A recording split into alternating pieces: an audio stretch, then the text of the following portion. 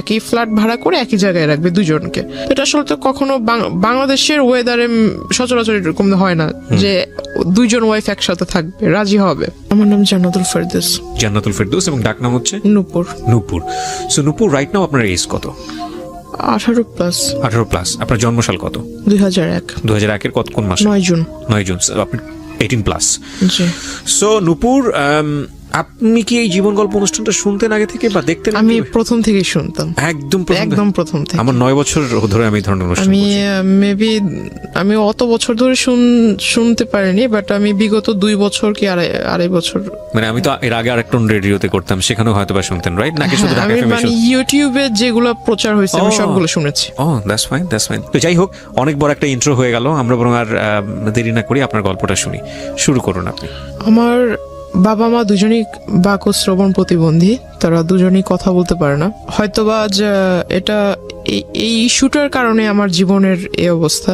ছোটবেলা থেকে আমি ভালোবাসা কি সেটা পাইনি, বাবা মার ভালোবাসা কি, বড় ভাই বোনের ভালোবাসা কি আমি আসলে। বাক এবং শ্রবণ প্রতিবন্ধী কি তারা জন্ম থেকে ছিলেন? আমার বাবা জন্মগত ভাবে, কিন্তু আমার মা এসএসসি কমপ্লিট করেছে, তারপর একটা পারিবারিক অনুষ্ঠানে তার টাইফয়েড জ্বর হয়। পারিবারিক অনুষ্ঠানে আপনার রং খেলা হচ্ছিল, গ্রামের বিয়ের ভিতরে যেমনটা হয়। তো রং নাক মুখ দিয়ে গিয়ে খুব খিচুনি হয়, তারপর টাইফয়েড জ্বর থেকে আসলে তার জবানটা চলে যায়। তারপর অনেক চেষ্টা করা হয়েছিল ডক্টরের কাছে, মানে ততক্ষণ অবধি খুব দেরি হয়ে যায় এবং রংটা টোটালি ব্রেনের সাথে জমে যায়, যার ফলে আর কোনো তাকে ঠিক করার উপায় ছিল না। ঠিক করার উপায় যদি থাকতো তাও 99% তার মৃত্যুর চান্স ছিল, যার জন্য তাকে এভাবেই মানে রাখা হয়। আমি এখানে একটু বলে নিচ্ছি, ওনার মা আছেন স্টুডিওর বাইরে, এবং ওনার গল্পের প্রেক্ষাপটে হয়তো ওনার মা আসবেন এখানে যদি প্রয়োজন হয়। শুধু মা না, ওনার ছোট বোনও আছেন। আপনারা ধৈর্য ধরে পুরো ভিডিওটা দেখবেন এবং একই সাথে পুরো অনুষ্ঠানটা আপনারা শুনবেন প্রিয় শ্রোতা। প্রয়োজন হলে আমরা ওনাদেরকে স্টুডিওতে নিব। আমি সরি, মানে খুব খারাপ লাগছে শুনতে। তো এই কারণেই মূলত আপনার বাবার সঙ্গে আপনার মাকে বিয়ে দেওয়া হয়েছে? না, আমার মা খুবই সুন্দরী ছিল। আপনার মাকে দেখে আমি বুঝেছি উনি টিনেজে আরো সুন্দর ছিল, তার চুলগুলো খুব সুন্দর ছিল। তার জন্য বিএফডিসি থেকে অনেক প্রপোজাল এসেছিল ফিল্মের জন্য, অভিনয় করার জন্য। হ্যাঁ, তো আমার বাবাও ফিল্ম এফডিসিতে কাজ করতো। তো বাবা অ্যাকচুয়ালি, মা ওখানে যেত শুটিং দেখার জন্য যেত, কিন্তু তখনই হয়তো বাবার পছন্দ হয়ে যায়, যেহেতু বাবাও কথা বলতে পারতো না,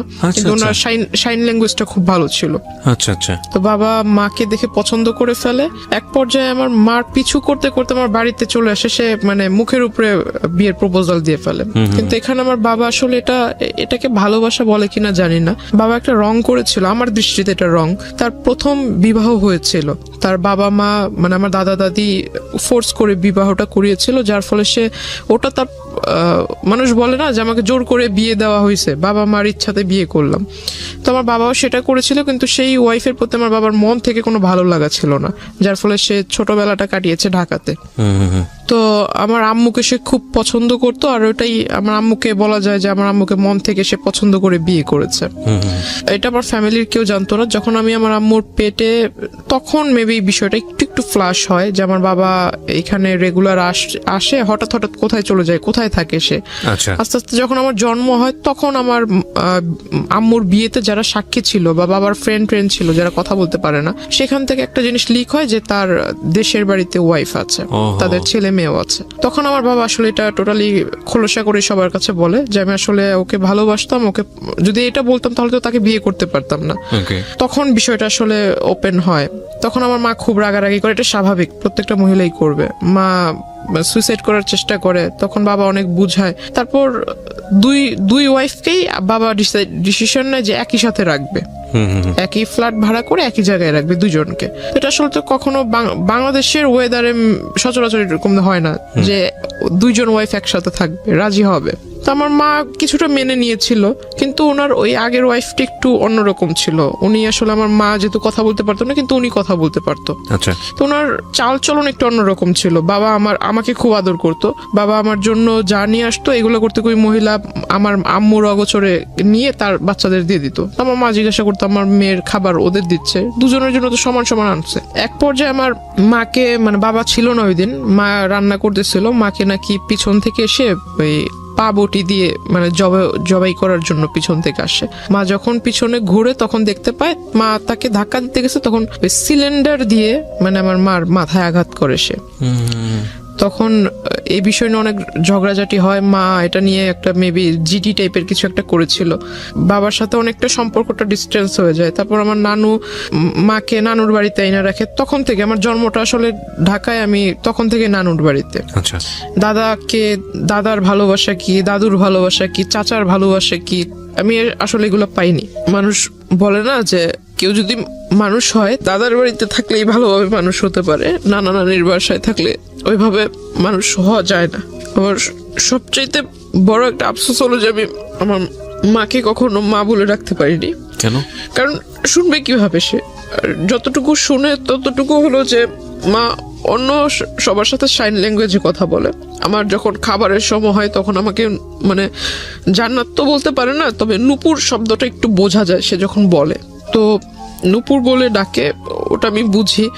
আর আমি যদি তাকে যাই বলবো না কেন সে সবই বোঝে। আমি আমার মার বাবার সবার কথা মানে একদম ভালোভাবে বুঝি। আমি যখন অন্যদের দিকে দেখি যে তারা বাবা মাকে কোনো কিছু চাওয়ার হলে, বাবা আমার এটা লাগবে, বাবা ওটা লাগবে, মাকে বলবে, কোনো প্রবলেম হলে বাবা মার সাথে শেয়ার করবে, আসলে আমার লাইফে আমি ওগুলোর কখনো সুযোগ হয়নি, just because of language barrier. তাছাড়া আমার যেহেতু আমি বড় ছিলাম, আমার পর আমার 3টা ভাই মারা যায়। কি বলো ওটাকে, মানে ডেলিভারি টাইমটা হতো, তখনই আমার আম্মুর মানে জ্বর হয়ে যেত, প্রচুর জ্বর হয়ে যেত। জ্বরের ফলে বেবিটা ভিতরে বয়েল হয়ে যেত, মানে একদম মানে যখন ভূমিষ্ঠ হতো তখন ডক্টর আমাকে দেখিয়েছে। আমার মার হাই প্রেশার, তো আম্মুকে কখনো এটা ডক্টর দেখায়নি, 3টা বাচ্চাই দেখায়নি, আমাকে দেখিয়েছে। আমি কোলে নিয়েছি, যখন হাতে টাচ করেছে চামড়াটা উঠালে এভাবে উপরে উঠতো, ভিতরেই সিদ্ধ হয়ে গিয়েছে।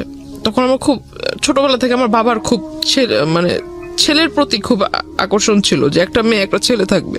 ছোটবেলাটা ওই নানা নানির বাসায় কাটানো, মার ভূমিকা বাবার ভূমিকা নানা নানি পালন করেছে লেখাপড়া থেকে। মানে আমার এলাকার মানুষ এখনো বলে, যখন আমি খুব রাগারাগি করি বা খুব কষ্ট পাই তখন আমাকে এখনো বলে যে এই এলাকাটাতে কোনো ফ্যামিলিতে এমন কোনো বাচ্চা নেই যার কোনো মানে সম্পূর্ণ চাহিদা কোনো ফ্যামিলি সম্পূর্ণভাবে মানে পালন করেছে বা দিতে পেরেছে। কিন্তু আমার একটা ফ্যামিলি ছিল, মানে নানুর যেহেতু টাকা পয়সা যাই ছিল মোটামুটি খুব ভালোই ছিল, সম্পত্তি যা ছিল এগুলো আমাদের জন্য বিক্রি করে, তার নিজের ছেলের জন্য না করে আমাদের জন্য সে বিক্রি করে আমাদেরকে খাওয়াইছে।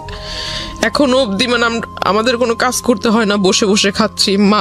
মার বিয়ের পর আজ আমার 18+ চলতেছে, প্লাস আমার আম্মু বিয়ের সম্পূর্ণ বয়সটাই তার মার বাসায়। তো আসলে এগুলো তো আসলে খরচের বিষয় আছে, তাই না? এগুলো কয়জনে করে?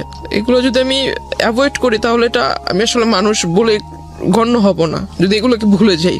আমার জন্মের পর যেটা বললাম যে আমার বাবার ছেলের প্রতি একটা আকর্ষণ ছিল, আমার মাকে খুব ফোর্স করলো, যেহেতু 3টা ছেলে মারা গেছে, বাবা খুব রাগান্বিত ছিল। আমার পরপর যে বাচ্চাটা মারা যায় সেটার ফলে আমার বাবার একটা সন্দেহ ছিল যে আমার নানি এটা মেরে ফেলেছে। কারণ আমার নানি ভাবতো হয়তো যে আমার মেয়ে এখানে, আবার একটা নাতনি এখানে, আবার একটা বাচ্চা হলে এটার খরচ কে বহন করবে। আমার বাবার একটা ভুল ধারণা ছিল, এটা আমার মনে হয়। বাবা এটা মানে পুলিশ কেস পর্যন্ত গড়িয়ে গিয়েছিল যে আমার শাশুড়ি বাচ্চাটাকে মেরে ফেলেছে, এরকম খুব একটা ঝামেলা হয়। তারপর আমার মা বলে যে এরকম কিছুই না, ওটা একটা দুর্ঘটনা ছিল, অ্যাক্সিডেন্ট। তারপর বাবা খুব ফোর্স করে মাকে পরবর্তী বাচ্চা নেওয়ার জন্য। দুর্ভাগ্যক্রমে মানে হয়ে যায় মেয়ে। দ্যাট মিন আমার যে বোনটা বাহিরে আছে, 3টা বাচ্চার পরে 3টা বাচ্চা মারা যাওয়ার পরে মেয়ে, 3টা বাচ্চা মারা যাওয়ার পর 16 বছর যখন আমার যখন 16 বছর চলে তখন আমার এই বোনটা। ওকে, ওর বয়স কত এখন? ওর এখন 4 চলতেছে। 4 চলছে। যখন আমরা জানতে পারি যে মেয়ে, যে হসপিটালে মেবি চেক আপ করলে বোঝা যায় যে মেয়ে হবে, তো এই বিষয়টা আমার মা কেন যেন আমার বাবার কাছে বলেনি। মা হয়তো ভেবেছে এটা বলার পর আমার বাবা নারাজ হবে বা ঝগড়াঝাটি করবে। তো আমি আসলে ওই বিষয়টা বুঝিনি, তখন আমি খুব ছোট। বাচ্চা হলো, আমি খুব খুশি যে আমার 3 ভাই আমি নিজের হাতে দেখেছি তাদের লাশটা। তো আমার একটা বোন হবে, আমি খুব খুশি যে ভাই না হলো বোন তো পাবো। বোনটা যেদিন হলো সেদিন হসপিটালে আমি দেখতে গিয়েছি, বাবা বাহিরে ছিল। বাবাকে শুধু পিকচার পাঠিয়েছিলাম, বাবা বারবার জিজ্ঞাসা করেছিল ছেলে হয়েছে না মেয়ে হয়েছে, বারবার এক কথাই জিজ্ঞাসা করতেছিল। বাচ্চাটা এত সুন্দর সেটা আমাকে কিছু বলতেছে না, শুধু বলতেছে যে ছেলে না মেয়ে। তা আমি কিছু বলিনি, আমি বললাম বাবা আমি এগুলো দেখিনি, বাবু হয়েছে খুব সুন্দর, মার কাছে রেখেছে, আমি শুধু এতটুকুই দেখছি। তখন আমার মা আমাকে বুঝালো যে তোমার 3 ভাই মারা যাওয়ার পর তোমার বাবা আমার সাথে অনেক খারাপ ব্যবহার করেছে, এখন তো মেয়ে হয়েছে, দেখবা ওর কপালটা পুড়লো। ও যখন মানে যে 1 মাস 2 মাস হয়ে যায় তখন ওর চুল ফেলবে, বাচ্চাদের ফার্স্ট চুলটা ফেলবে, তখন বাচ্চাদের জন্য যে এক প্যাকেট করা থাকে না যে নানান রকম কসমেটিক্স, তো এগুলো মেবি এক্সপায়ারি ডেট মানে ওভার, তো ওই বাবাও খেয়াল করেনি হয়তো যখন কিনে আনছে। ওকে যখন গোসল করানো হয় তখন ওর মাথাটা একদম মেডিসিনের অ্যাফেকশনে ফুলে মাথাটা এত বড় হয়ে গেছিল, একদম লাল লাল হয়ে গেছে, পুরো মাথার ভিতরে কেমন যেন হয়ে গেছিল। ও একটা না 1 সপ্তাহ অসুস্থ ছিল, হসপিটালে আমরা দৌড়াদৌড়ি করছি। তো হঠাৎ করে আমার বাবা দেশে আসে, কিছুদিন পর বাবা দেশে আসে, বাবাকে বললাম যে এই ঘটনা, বাবা কোথায় বাচ্চাকে দেখবে, কোলে নিবে, মানে এগুলো না হয়ে সে ঢুকেই বলতেছে ছেলে হয়েছে না মেয়ে হয়েছে, মাকে জিজ্ঞাসা করতেছে, মা বলতেছে মাথা নিচু করে মেয়ে হয়েছে। বাবা আমার বোনটাকে কোলে নেয়নি। ওনার আগের ঘরে কি কয়জন ছেলে মেয়ে? তার মেবি 2 ছেলে 1 মেয়ে। তারপরই অবস্থা। হ্যাঁ, ওনার যদি এমন হতো যে না একটা ছেলে নাই, প্রথমত এই আচরণটা ছেলে মেয়ের ক্ষেত্রে করাই উচিত না। দ্বিতীয়ত হচ্ছে যে ওনার তো ছেলে আছে, 2টো ছেলে আছে, তারপর এটা যাই হোক আপনি মেয়ে হিসেবে বলছেন, এটা খুব দুঃখজনক, আসলে আর কিছু বলার নেই। তো আমার তারপর বোনকে তো এরকম দেখছি। বড় সমস্যা হলো যে আমি ছোট থেকে একাকিত্ব, মানে নিজেকে সবসময় একা করে রাখতাম। এটা আমার একটা, আমি মনে করি যে আমার একটা সবচেয়ে বড় ভুল। ইভেন আমি যখন স্কুলে পড়ি আমি কারোর সাথে মিশতাম না, আর আমার কাছে কেন যেন মনে হতো যে আমার আব্বু আম্মু তো এরকম, কারোর সাথে ফ্রেন্ডশিপ করলে অবশ্যই বাবা আমার একটা টপিকস প্রথমেই আসবে যে বাবা কি করে, মা কি করে। এগুলো শুনলে মানুষ আসলে কোন নজরে আমাকে দেখবে যে ওর বাবা মা কথা বলতে পারে না। আমাদের বর্তমান সমাজের মানুষ যেটাকে বলে বোবা, আর এই জিনিসটা আমার শুনতে খুব খুব খারাপ লাগে, যার জন্য আমি কখনো কারোর সাথে মানে ওইভাবে যদি পরিচয় হয়েও যায়, বাবা মার টপিকস আসলে আমি তার সাথে কথা বলা ক্লোজ করে দিই। তারপর মানে সবার সাথে কথা বলতাম না, একা একা থাকতাম। তো সবাই মনে করতো আমি অনেকটা হিংসুটে বা আমি একটু অন্যরকম, সবার সাথে মিশতে পারি না, আমার ভিতরে জেলাসি কাজ করে। তো আমি আসলে কারো কে আমাকে নিয়ে কি ভাবলো এগুলো আমি কানে দিতাম না। আমার ছোটবেলা থেকেই নামাজের প্রতি একটা আকর্ষণ ছিল, আল্লাহ তাআলার সমস্ত আদেশ নিষেধ এগুলা মেনে চলি ছোট থেকেই। আর আমার ছোটবেলা থেকেই কেন জানি ওই যে অ্যারাবিক কালচার যেটা আমার কাছে খুব ভালো লাগে। তো কলেজে উঠলাম, এসএসসির পর যে 3 মাস বন্ধ থাকে, 3 মাসের ভিতরে অনেক ঘোরাঘুরি হয়েছিল, অনেক জায়গায় মানে ঘুরছি। তো হঠাৎ করে একটা বিয়ের প্রপোজাল আসে আমার জন্য। তো ছেলেটা মেবি রাজনীতিতে জড়িত ছিল। তো যখন শুনলাম যে রাজনীতি করে, ঠিক আছে রাজনীতি করে ভালো, বিয়ের পর হয়তো বউকে ভালোভাবে রাখবে, প্রত্যেকটা ফ্যামিলি চায় তার মেয়ে একটা ভালো ভালো ছেলের কাছে বিয়ে হোক। কি করে যেন বাবা খোঁজ নিয়ে দেখে যে ছেলের আসলে মানে ব্যাকগ্রাউন্ড ভালো না, নেশা টেশা করে, তো এজন্য ওটা রিজেক্ট হয়ে যায়। তারপর ওই ছেলেটা করে কি, মানে রিজেক্ট তো আমার বাবা মানে বললো, বাবার দ্বিমত ছিল। তো ওই ছেলেটা আসলে মানে পরে একটা আমার এলাকাতে ওর পরিচিত কোনো লোক টোক দিয়ে পরে বলে যে আমার নাকি মানে বিয়ের মানে সাংসারিক জীবনে যাওয়ার মতো আমার ভিতরে মানে কি বলে এটাকে, মানে সক্ষমতা বা এরকম কিছু নাই। কে বলে এটা? মানে ওই লোকটা বলে, আচ্ছা, যার সঙ্গে বিয়ে হওয়ার কথা। হ্যাঁ হ্যাঁ। তারপর আমার শুনতে মানে যখন শোনার পর আমি আর বাড়িতে কিছু বলিনি, বললাম যে এই লোকের সাথে তো আর আমার বিয়ের সম্বন্ধটা আগায় নেই বা ওইরকম কোনো কথা হয়নি, জাস্ট দেখা সাক্ষাৎ হয়েছে, বাসায় আসছে দেখার জন্য, ওই পর্যন্ত। তাহলে এই বিষয় নিয়ে আর আগায় দরকার কি? ওই বিয়ের প্রস্তাবটা ওটা সবকিছু আমরা ভুলে গেলাম। তারপর আমি ভাবলাম যে সামনে কলেজে ভর্তি হতে হবে, কলেজে যাব, আর নতুন কলেজ, নতুন এরিয়া। যেদিন ফার্স্ট ডে কলেজে গেলাম, খুব মানে প্রথম দিনই খুব মানে ক্লাসের মানে 42 জন স্টুডেন্টের মধ্যে যেন টিচারদের চোখের মনি হয়ে গেলাম। কলেজে স্টার্ট হওয়ার 2.5 থেকে 3 মাসের ভিতরে আমার ফোনের ভিতরে একটা ফোনের মেসেঞ্জারের ভিতরে একটা নক আসে, রিকোয়েস্ট আসে যে ওই কেউ কাউকে মানে অ্যাট ফার্স্ট আপনার ফ্রেন্ড রিকোয়েস্ট পাঠায় নেই, কিন্তু মেসেঞ্জারে যে রিকোয়েস্টটা করে, মেসেজের রিকোয়েস্ট সেটা করে। তো আমি আসলে দেখতে পাই মানে আমার একটা রাজনৈতিক যে প্রেক্ষাপটটা, আমার ছোটবেলা থেকে কেন যেন মনে হতো যে আমি বড় হয়ে লেখাপড়া করে ইচ্ছা ছিল যে আমি এগুলো করব। তখন ওই টাইমটাতেই ওই লোকটা আমার প্রোফাইল পিকচারে ছিল, ওই যে পিকচারটা ছিল, সেই পিকচারটা দেখে উনি আমাকে নক দেওয়ার পর সে আমাকে ডিরেক্টলি অ্যাট ফার্স্ট নক দিয়ে আমার নাম্বার চায়। ইভেন সে লিখে যে আপনি যদি আমার দলের ভিতরে আসেন তাহলে আপনাকে দেখে অনেক লোক উপলব্ধ হয়ে, আপনাকে দেখে অনেক লোক, আপনার আশেপাশের অনেক লোক আমার এখানে আসবে। আপনার প্রোফাইল পিকচারের মধ্যে দলীয় কোনো ব্যাপার স্যাপার ছিল? হ্যাঁ হ্যাঁ। ওকে। আর আমি জানতাম না যে প্রোফাইল পিকচার আমার সাথে যিনি ছিল ওনার সাথে আবার ওনার আগে থেকেই পরিচয় আছে। ওটা উনি দেওয়ার পর আপনার প্রোফাইল পিকচারের মধ্যে এমন একজন ব্যক্তি ছিল যার সঙ্গে যিনি আপনাকে নক দিয়েছেন তার পরিচয় ছিল। হ্যাঁ, ওকে। মানে ওনার ওখানে উনি কাজ করতো, যিনি আমাকে নক দিয়েছে। তো উনি আমাকে যখন এই মেসেজ দেয় তখন আমি ভাবলাম যে উনি আমাকে মেসেজ দিয়েছে, আমি ওনাকে চিনি না, উনিও আমাকে চিনে না। এই প্রথম যেহেতু মেসেজ দিয়েছে, মেসেজ দিয়ে আবার নাম্বার চাচ্ছে, প্রথমেই নাম্বার চাচ্ছে, প্লাস বলছে যে আমার দলে আসলে আপনার লাইফটা অনেক ভালো হবে, লাইফটা অনেক ভালোভাবে লিড করতে পারবেন, অনেক বড় পোস্ট পাবেন, দেশে বিদেশে ভ্রমণ করতে পারবেন, আরো অনেক কথা। তো আমি আসলে এই কথা শুনে আমার কাছে মনে অনেকটা মানে টাউট টাইপের মনে হয় যে লোক বাট পারে, মানে আমি তো এখনো পূর্ণ এজে পৌঁছায় নেই, তো আমি কিভাবে রাজনীতি করব? আর আমাকে সে পোস্ট দিবে, আমি পোস্ট মানে আমার একটা সিগনেচারে মানুষ এই দেশ থেকে ওই দেশে চলে যাবে, এটা আবার এমন কোন ক্ষমতা? দুনিয়াতে তো অনেক রাজনীতিবিদ আছে যাদের বয়স অনেক বেশি, একটা নির্দিষ্ট টাইম থাকে না। তো আমিও ওটা মিন করে মানে তার সাথে আর কথা বলিনি, সে আমাকে রিকোয়েস্ট পাঠিয়েছে, তার সাথে কোনো কথা না বলে আমি সাথে সাথে রিকোয়েস্টটা রিমুভ করে দিই। অনেক দিন যায়, সে আবার অন্য একটা আইডি থেকে রিকোয়েস্ট মানে ওইভাবে রিকোয়েস্ট করে সেম কথা বলে, তখন আমি বুঝতে পারি যে অন্য আইডি হলে কি হবে, লেখা তো সেম, নাম্বারটাও সেম, আমি ওটা রিমুভ করে দিই। তারপর সে আমাকে সে একটা কাজ করেছিল যে আমার ফেসবুকের ভিতরে যে পিকচারগুলো আমি আপলোড দিতাম সেগুলো সবকিছু পাবলিক ছিল, পাবলিক থাকলে মেবি লাইক টেক বেশি আসে এরকম কিছু। আমি আসলে বুঝতাম না যে পাবলিক থাকলে, পাবলিক অনলি মি থাকলে পিকচার মেবি দেখতে পারবে না, অনলি মি থাকলে শুধু আপনি দেখতে পারবেন, ফ্রেন্ডস থাকলে আপনার লিস্টে যারা আছে তারা দেখতে পারবে, ফ্রেন্ডস অফ ফ্রেন্ড থাকলে তাদের ফ্রেন্ডরা দেখতে পারবে।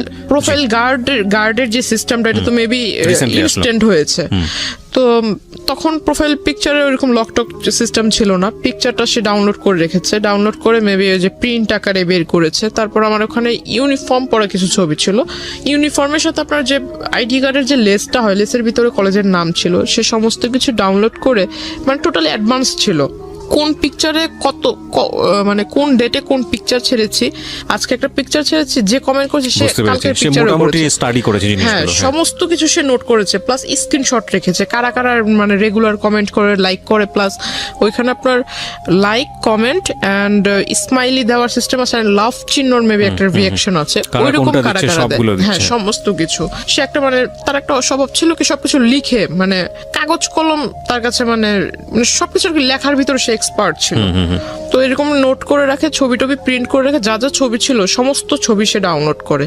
তারপর যে কলেজের ছবিটা ছিল সেই ছবিটা নিয়ে আমার কলেজে যায়, কলেজে যাওয়ার পর এটা খোঁজে, কলেজের ওইখানে আমাদের সিস্টেম ছিল যে বাহিরের কেউ আসতে পারবে না, প্লাস কোনো গার্ডিয়ান ভিতরে আসতে পারবে না, গার্ডিয়ান যদি আসে তাহলে গেটের বাইরে থাকতে হবে, টাইম হয়ে যাবে ছুটির তখন নিয়ে যাবে।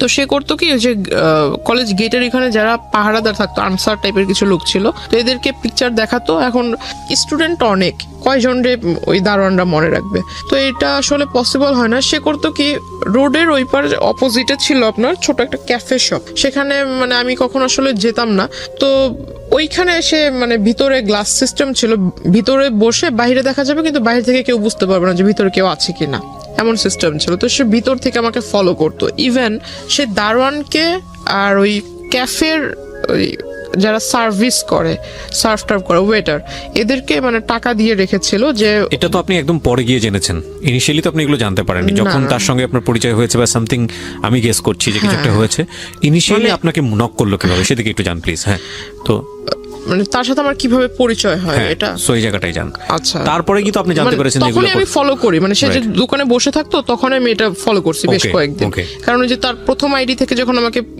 নক করে সেখানে পিকচার ছিল পাসপোর্ট সাইজ, মানে সে আরো মেবি আরো 10 বছর আগে পিকচার তুলেছিল সেই পাসপোর্ট সাইজের ছবি, কিন্তু সে বর্তমানে যেরকম দেখতে এমন কোনো পিকচার ছিল না। আর তার প্রোফাইলে যেহেতু তার সাথে আমার ফেসবুক ফ্রেন্ডশিপ ছিল না, তো তার ওইখানে ঢুকে জাস্ট তার অতীতের যে কিছু কিছু পোস্ট সেটা দেখতে পাচ্ছিলাম, রিসেন্টলি যে পোস্টগুলো আপলোড করেছে এগুলো দেখার কোনো সুযোগ ছিল না আমার জন্য। পিকচারে যেটা দেখেছিলাম প্রোফাইল পিকচারে কিছু কিছু আইডিয়া ছিল, যদি আমি তার ওই ড্রেস আপ বাদ দিয়ে শুধু ফেসটার দিকে ফোকাস করি, গুগলস বাদ দিয়ে যদি ফেসটাকে দেখি তো কিছুটা মিল পাচ্ছিলাম। এই লোক আমাকে নক করেছিল, আর এই লোকটাই প্রতিদিন এভাবে এই জায়গায় দাঁড়িয়ে থাকে, এভাবে আমার দিকে তাকিয়ে থাকে, অনেক মেয়েই তো আছে, সে আমাকে দেখে দেখে মুস্কি হাসির মানে কি, তাই না? এটা কিছু কিছু তো বুঝতে পারি। তাকে ওটা দেখলাম, অনেকদিন লক্ষ্য করলাম, হঠাৎ একদিন সে আমাকে ডাকে, আমাকে আমার নাম ধরেই ডাকে, প্রোফাইলে যে নাম ছিল সে নাম ধরে ডাকে। তখন আমি মানে একদম শিওর যে এই লোককে তো এতদিন আমি সন্দেহ করছিলাম, আসলে সে আমার জন্য এখানে আসছে, এটা তখন বুঝতে পারলাম। তারপর ওই দিন আর তাকে রেসপন্স দেইনি। কিন্তু ইন দ্য মিন টাইম নিশ্চয়ই আপনার ওই লোকটার সঙ্গে কোনো কথোপকথন হয়েছে না, যে কারণে সেখানে আসছে, নাকি শুধুমাত্র না হাই না, সে হ্যালো? ওই ছবি দেখে, হাই হ্যালো ছবি দেখি সে আপনাকে ফলো করছে? মানে সে তো আমাকে নক করেছে ফেসবুকে অনেকবার, কিন্তু আমি তাকে রেসপন্স দেইনি। আচ্ছা, সে ওই পিকচার দেখেই মানে কনফার্ম হওয়ার জন্য এখানে আসছে। ওকে। প্লাস সে করেছে কি, যে কয়দিন আমার সাথে মানে প্রথম দিকে আমার সাথে যখন কথা বলার চান্সটা হয়নি, সে করেছে কি আমার সাথে যাদের পিকচার ছিল আপলোড করেছিলাম, যারা সেকেন্ড ইয়ারের স্টুডেন্ট ছিল, এদের সাথে একটা ভালো কম্বিনেশন করে ফেলেছে। কিভাবে কম্বিনেশন করেছে, সে পরিচয় দিয়েছে সে আমার দাদু, আপন দাদু। আমার বাবা মা দেশের বাইরে থাকে। আর আমি যেটা করেছিলাম, আপনাকে প্রথমে বলেছিলাম যে আমার অ্যারাবিক কালচারের প্রতি একটা মানে কি বলে এটা, ঝোঁক ছিল, ভালোবাসা ছিল। হ্যাঁ, মানে ওটা আমি মেনটেন করতাম আর কি। তো আমি করেছিলাম যে যারা, তখন আমি আসলে বুঝতাম না, আইডিটা যেহেতু আমার ক্লাস 8 থেকে শুরু, তো আমি আসলে বুঝতাম না। আমি অনেকেরই দেখেছি যে ফেক আইডি তৈরি করে, তখন বুঝতাম না ফেক আইডি কি। অনেকে অনেক রকম ডিটেলস দেয় যে আমি থাকি এখানে কিন্তু অ্যাড্রেস দেয় অন্য জায়গার। তো আমি যেহেতু অ্যারাবিক কান্ট্রি লাইক করতাম, তো আমি করেছিলাম কি যে ইউনাইটেড মানে আপনার দুবাইয়ের একটা অ্যাড্রেস দিয়েছিলাম, স্কুলও ওইখানকার দিয়েছিলাম। তো আমি মানে আরবিতেও ভালো, ইংরেজিতে মোটামুটি ভালো, বাংলায়ও ভালো। তো আমার মানে এটা দিলে কে এটা দেখতে আসবে, আমার ধারণা ছিল এরকম। আর আইডিটাও খুলে দিয়েছিল আমার এক ভাগিনা। তো আসলে পাসওয়ার্ড টাসওয়ার্ড সব ও জানতো, এগুলোর প্রতি এটা যে আসলে ইম্পর্টেন্ট এটা আর আমার মাথায় ছিল না। সে ওই জিনিসটা আসলে নোটিস করেছে যে আমি দুবাইয়ের নাগরিক, আমার বাবা মা ওখানে থাকে, সেও এটা পরিচয়। ঠিক আছে, আমার বাবা মা দুবাইতে থাকে, আমি ওইখানে স্কুলে লেখাপড়া করেছি, বাংলাদেশে আসছি বড় হয়ে, এখন এখানে কলেজে পড়তেছি। সে জানে না যে আমি বাংলাদেশি হাই স্কুল আর প্রাইমারি লেভেল পার করেছি। সে মনে করেছে আমি দুবাইতে লেখাপড়া করেছি, দুবাইয়ের নাগরিক, সিটিজেনশিপ আছে। তার ফিলিংস ছিল এরকমটা। তো সে করে কি, সেকেন্ড ইয়ারের যে মেয়েরা ছিল তাদের সবার কাছ থেকেই মানে সে ডিটেলস নেয় যে আমি আসলে কোন টাইমে কলেজে আসি, আমার সাথে আসলে কারো অ্যাফেয়ার আছে কিনা, আমি যখন কলেজে আসি কোনো ছেলে টেলে আমাকে আগায় দিতে আসে কিনা, এভরিথিং ডিটেলস সে নেয়। প্লাস আমার কোনো গার্ডিয়ান কোনোদিন কলেজে এসেছে কিনা। তখন 2-1 মেয়ে বলে যে হ্যাঁ ওর সাথে তো একজন মহিলা এসেছিল, দ্যাট মিন আমার মার কথা, একজন মহিলা এসেছিল, সাথে বেবি ছিল। তো ওই লোক বলছে যে ওর মানে কোন মহিলা এসেছিল আইডিয়া আছে কিনা। তো আপনার সঙ্গে এগুলো আপনি জেনেছেন কিভাবে? মানে ওই মেয়েদের কাছ থেকে। আচ্ছা, ওই মেয়েরা এসে আপনাকে নক করেছে? মানে ওরা মেয়েদের সাথে, আমার সাথে তো তার কথা হচ্ছে না, কিন্তু ওই মেয়েদের সাথে সে ভালো একটা কন্ট্রিবিউশন করে ফেলছে। সো পরবর্তীতে মেয়েরা এসে আপনাকে এটা বলেছে? আমাকে বলেছে, মানে যেমন গতকালকে ঘটনা ঘটেছে, আজকে এসে বলছে যেরকম একজন তোমাকে খোঁজ করছিল।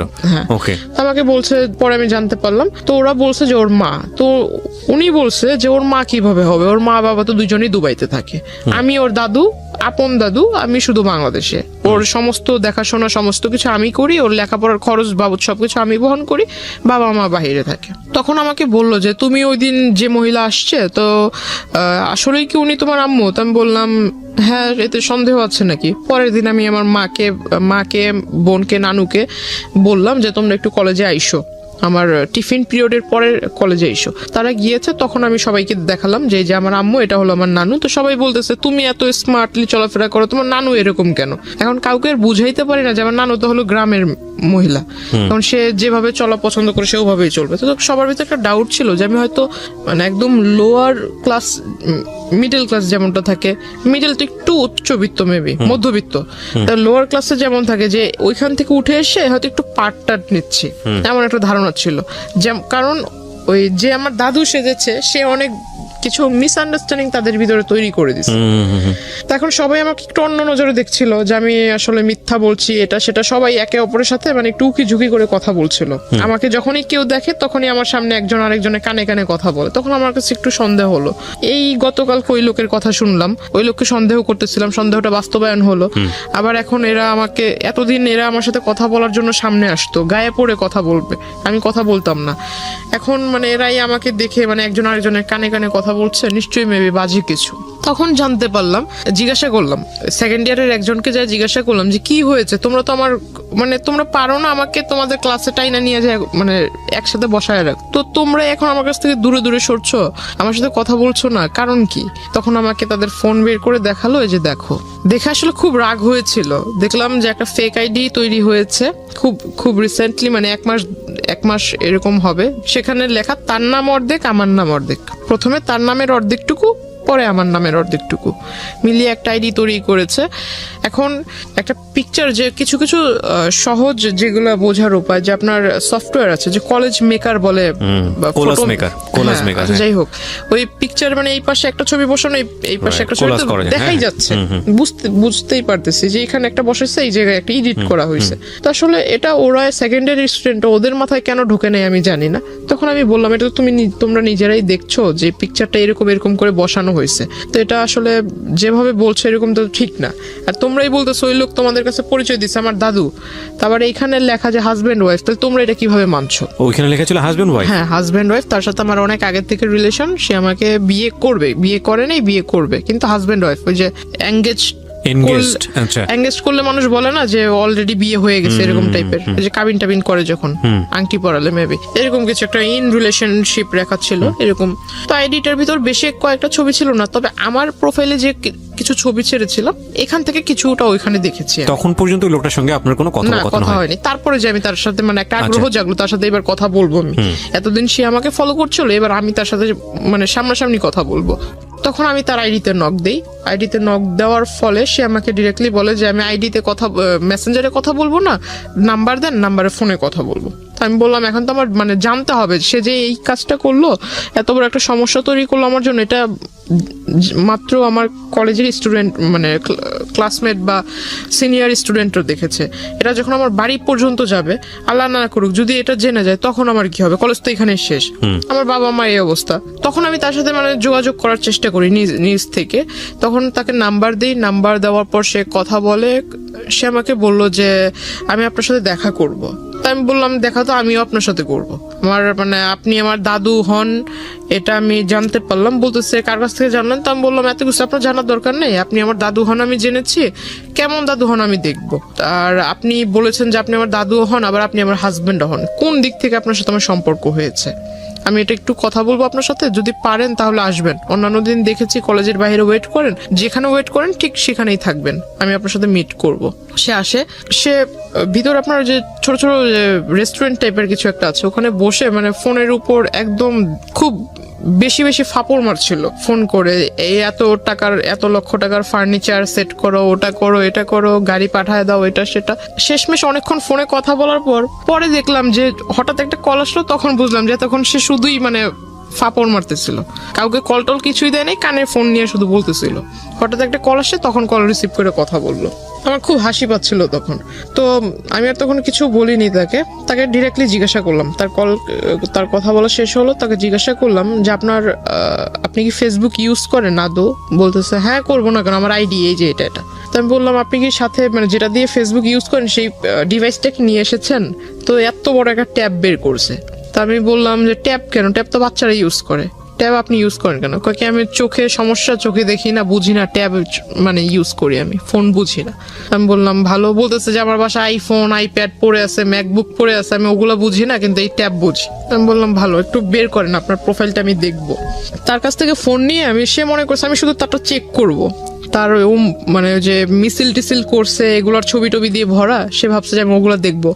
দেখার পর দেখলাম বাপরে বাপ, সে তো আমার এই কাহিনী বাদ দিই, এর আগে অনেক মেয়ের ছবি টবি দিয়ে এগুলা করেছে। তাই আমি আর ওগুলো দেখিনি, জাস্ট আমার ছবি দিয়ে যেটা করেছে সে ওটার ভিতরে ঢুকার পর ওটা দেখলাম। দেখার পর সাথে সাথে আমি ওইটার ভিতরে আপনার লগ আউটে ঢুকে, ওখানে লগ আউট করার আগে করেছি যে আইডি ডিঅ্যাক্টিভ করে দেয় না, সে তো বুঝবে না, কারণ সে বোঝে কিনা সেটার আমি জানতাম না যে আদৌ সেইগুলো এই সম্বন্ধে আইডিয়া আছে কিনা। লগ আউট করার আগে ডিঅ্যাক্টিভ করেছিলাম মেবি, তারপর আমি ওইটা এখান থেকে কেটে দিই। এখানে একটু বলে রাখি, ডিঅ্যাক্টিভ করলেও এটা কাজ আপনি যখন পরবর্তীতে আবার ঢুকবে তখন ওটা অটোমেটিক্যালি অ্যাক্টিভ হয়ে যাবে। ডিঅ্যাক্টিভ আইডি ডিঅ্যাক্টিভ হলে যে সেটা পার্মানেন্টলি ডিলিট হয় বিষয়টা এরকম না, পার্মানেন্টলি ডিলিটের আলাদা একটা অপশন আছে। হ্যাঁ, সো আইডি ডিঅ্যাক্টিভ করা মানে হচ্ছে আইডিটা অ্যাক্টিভ না। ওই দিন যে করে দিয়েছে তারপর আর ওই আইডি সে চালায় নাই। আচ্ছা fine, it's very interesting. But ID deactive করলে আইডিটা ডিঅ্যাক্টিভ হয় না, ওইটা আলটিমেটলি একটা রিজিউম হয়ে থাকে। আপনি যখনই আবার আইডিতে ঢুকবেন সঙ্গে সঙ্গে ওটা অ্যাক্টিভ হয়ে যায়। হ্যাঁ বলেন। তো আমি ওটা করে দিলাম, দেওয়ার পর মানে তখন একটু চিন্তা করলাম যে এই লোকের সাথে মানে কোনো মতো কথা বলে আমার যা কাজ করার ছিল করছি। আর ওখানে দেখলাম যে মেসেঞ্জারে ঢুকে দেখলাম ওই আইডিটাতে যে আমার আইডিতে যারা রেগুলার লাইক কমেন্টস দিত এদের আইডি প্রোফাইলে ঢুকে এদের মেসেঞ্জারে মানে কারোর সাথে ফ্রেন্ডশিপ করেনি, বাট মেসেঞ্জারে ঢুকে ঢুকে খুব বাজে বাজে কথা বলছিল, তুই করে অনেক বাজে বাজে কথা বলছিল যে আমার ওয়াইফ ও আমার হাজবেন্ড, তুই আমার সাথে ওই আমার আইডিতে কেন এইগুলা করিস, ওটা মানে খুব বাজে বাজে লেখা ছিল।